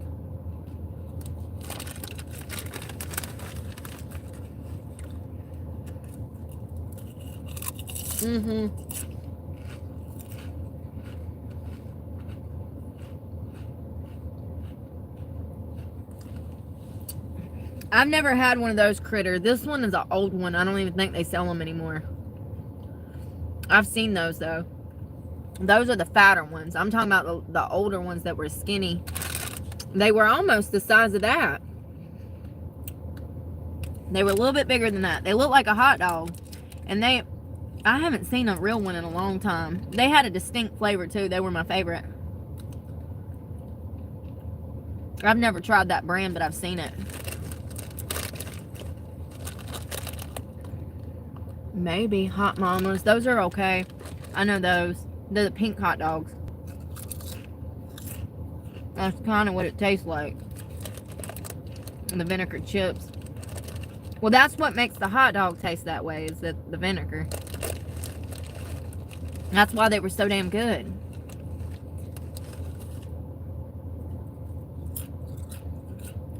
I wonder what all the things they're going to have to take out of the food dye. The food dye out of. Damn, I even talk in dyslexia. I said that whole sentence backwards. Jesus Christ. I wonder what things they're going to take the food dyes out of.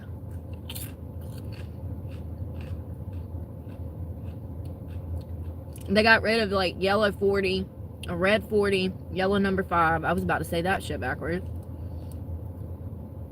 Ain't that like the Skittle colors, Gatorade colors, Dorito colors? All that shit's gotta go. Wouldn't it be wild if they took that shit out of the food and then people started acting normal again? What if it's all the dyes messing up the neurotoxins in their brain? It messes with the your neurochemistry for sure.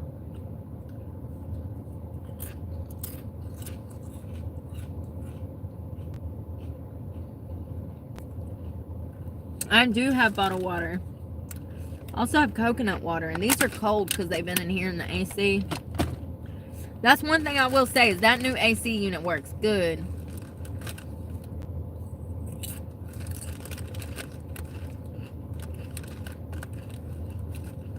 And during the day, sometimes it don't. If it gets over 90 degrees, it's the little engine that barely can.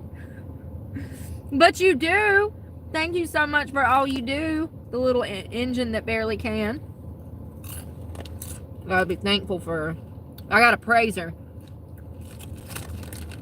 For some reason, if she don't know I appreciate her in my truck, she'll just leave me stranded. I'm telling you. I've cussed her twice and got flat tires like the next day.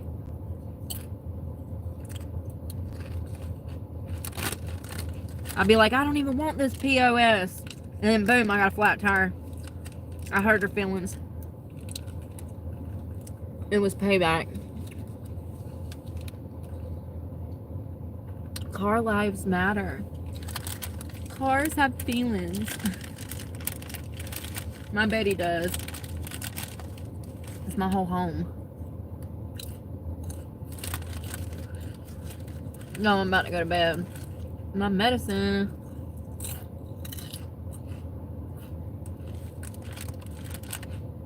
Those came from the Dollar General. Those sleeping medicines. Melatonin. Gummies. They're yummy. Peach. I think it was like 10 of them for $1.25, and I usually cut them in half. I think I took a big piece tonight. I usually cut them in half because they're 10 milligrams, and you don't need a 10 milligram melatonin, really. I remember y'all remember last year? No, it was year before last. I'm getting my years mixed up already. It was year before last when I went to the hospital because I had like really bad anxiety and depression. Remember, I was taking like 30 milligram doses of melatonin. That's probably why my kidneys still hurt. And then I'd wake up and take 2 or 3 Excedrin.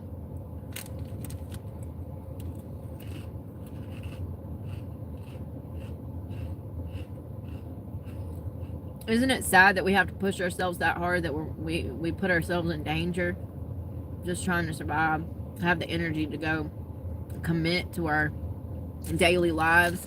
We're over here drowning our sorrows away with liquor and waking up the next morning and killing our kidneys with Celsius so that we can get to work. Yeah. It's sad with the society, you know, yeah, how they handle things. I guess that's not the sad part. The sad part is the way that they're treated that makes them have to run on that much caffeine. I'm the same way. I'm a caffeine junkie.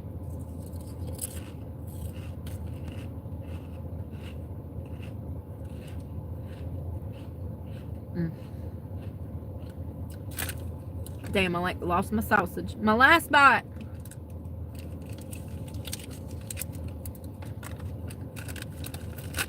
I'm glad I ate something. I know it ain't much, but baby steps.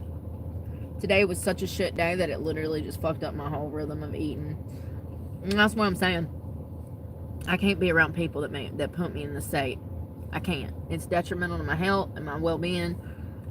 It's the lying. It's triggering. It's like, whoa, wait a minute. It's like you're falling down a tunnel and you can't stop. Once that trigger has been activated, it's like you start falling and you don't know what's up and what's down. It's a trauma response. And you should feel like that. And when you feel like that, when you get knocked off your course because somebody is doing the same toxic behavior that you've already been through once, you just have to figure out a way to cut that person out of your life immediately, because the trigger in you is your body telling you, red flag, red flag, red flag, red flag. The visceral response that you have to break down and let your emotions go out of control is being triggered by another person who is probably doing it intentionally. Which is fucked up, but listen, people love power and control. That's what they thrive on. Especially evil people. I don't think this guy was an evil guy. Clearly not. But as I said, I don't think some people realize they're toxic.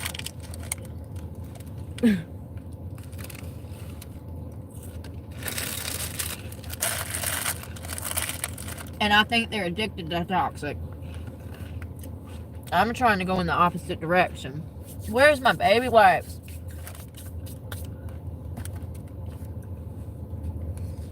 What the hell, Bobby?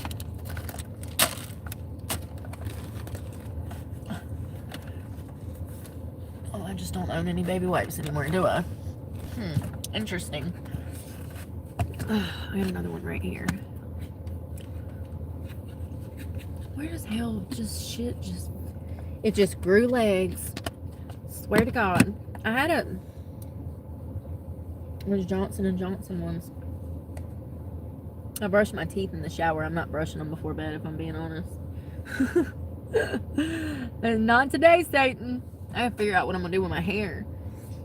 I'm probably just going to throw it up. I don't know where my bonnet is. I don't know where nothing is because I've been so stressed out.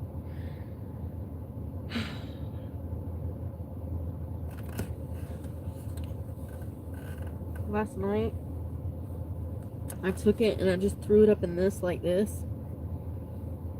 And that's how I slept. Listen. I got a clip, but I'm too lazy to reach up there and get it. I really think this water might be a little off or something. The more I drink it, the weirder it gets. It kind of sucks, because those things are expensive. I haven't drunk half of it now, so I don't want to be a Karen going in there like, yeah, I drank half of this, but it tastes funny. Well, why didn't you tell us the first 2 sips? You know how people are. Y'all, I'm about to go to bed. I am. I'm about to finally go to bed. Hopefully get some sleep tonight and not have to deal with no shit. You know, I see other van lifers here, so that's good, but, I don't know. I need some rest. When I don't get sleep, I get delirious, and that's part of the reason that these people seek me out to start shit, is because they feel, you know, they see me, and then they know I'm getting up to fucking train, and they're over here smoking meth at a boat dock at damn 11 o'clock at night, and I guess they try to wake me up so that to knock me off my course, you know? It's crazy. It's immature. Very immature. The level of evil intent behind that is just cruel. To mess with somebody who doesn't harm anyone and that's out here trying to help other people, that's Satan. That's simply Satan. Forgive them, Lord, for they not know what they do. It's Satan. That's exactly what that is. Oh, but I hope you guys have a good, safe Saturday night. I'm taking my ass to bed. I don't think I ever stay up this late. It's the lack of food and like delirium from the stress, but I'll be all right. I took a sleeping pill and I'm gonna sleep in a safe spot. I got cameras all around me, so I'll be fine. I will be fine. Bye, critter. I hope you have a good night, Lisa Scott. And y'all be safe. And sweet dreams. Pray for me, because God knows I need it, and I'm praying for you guys. Y'all have a safe one. Bye, y'all.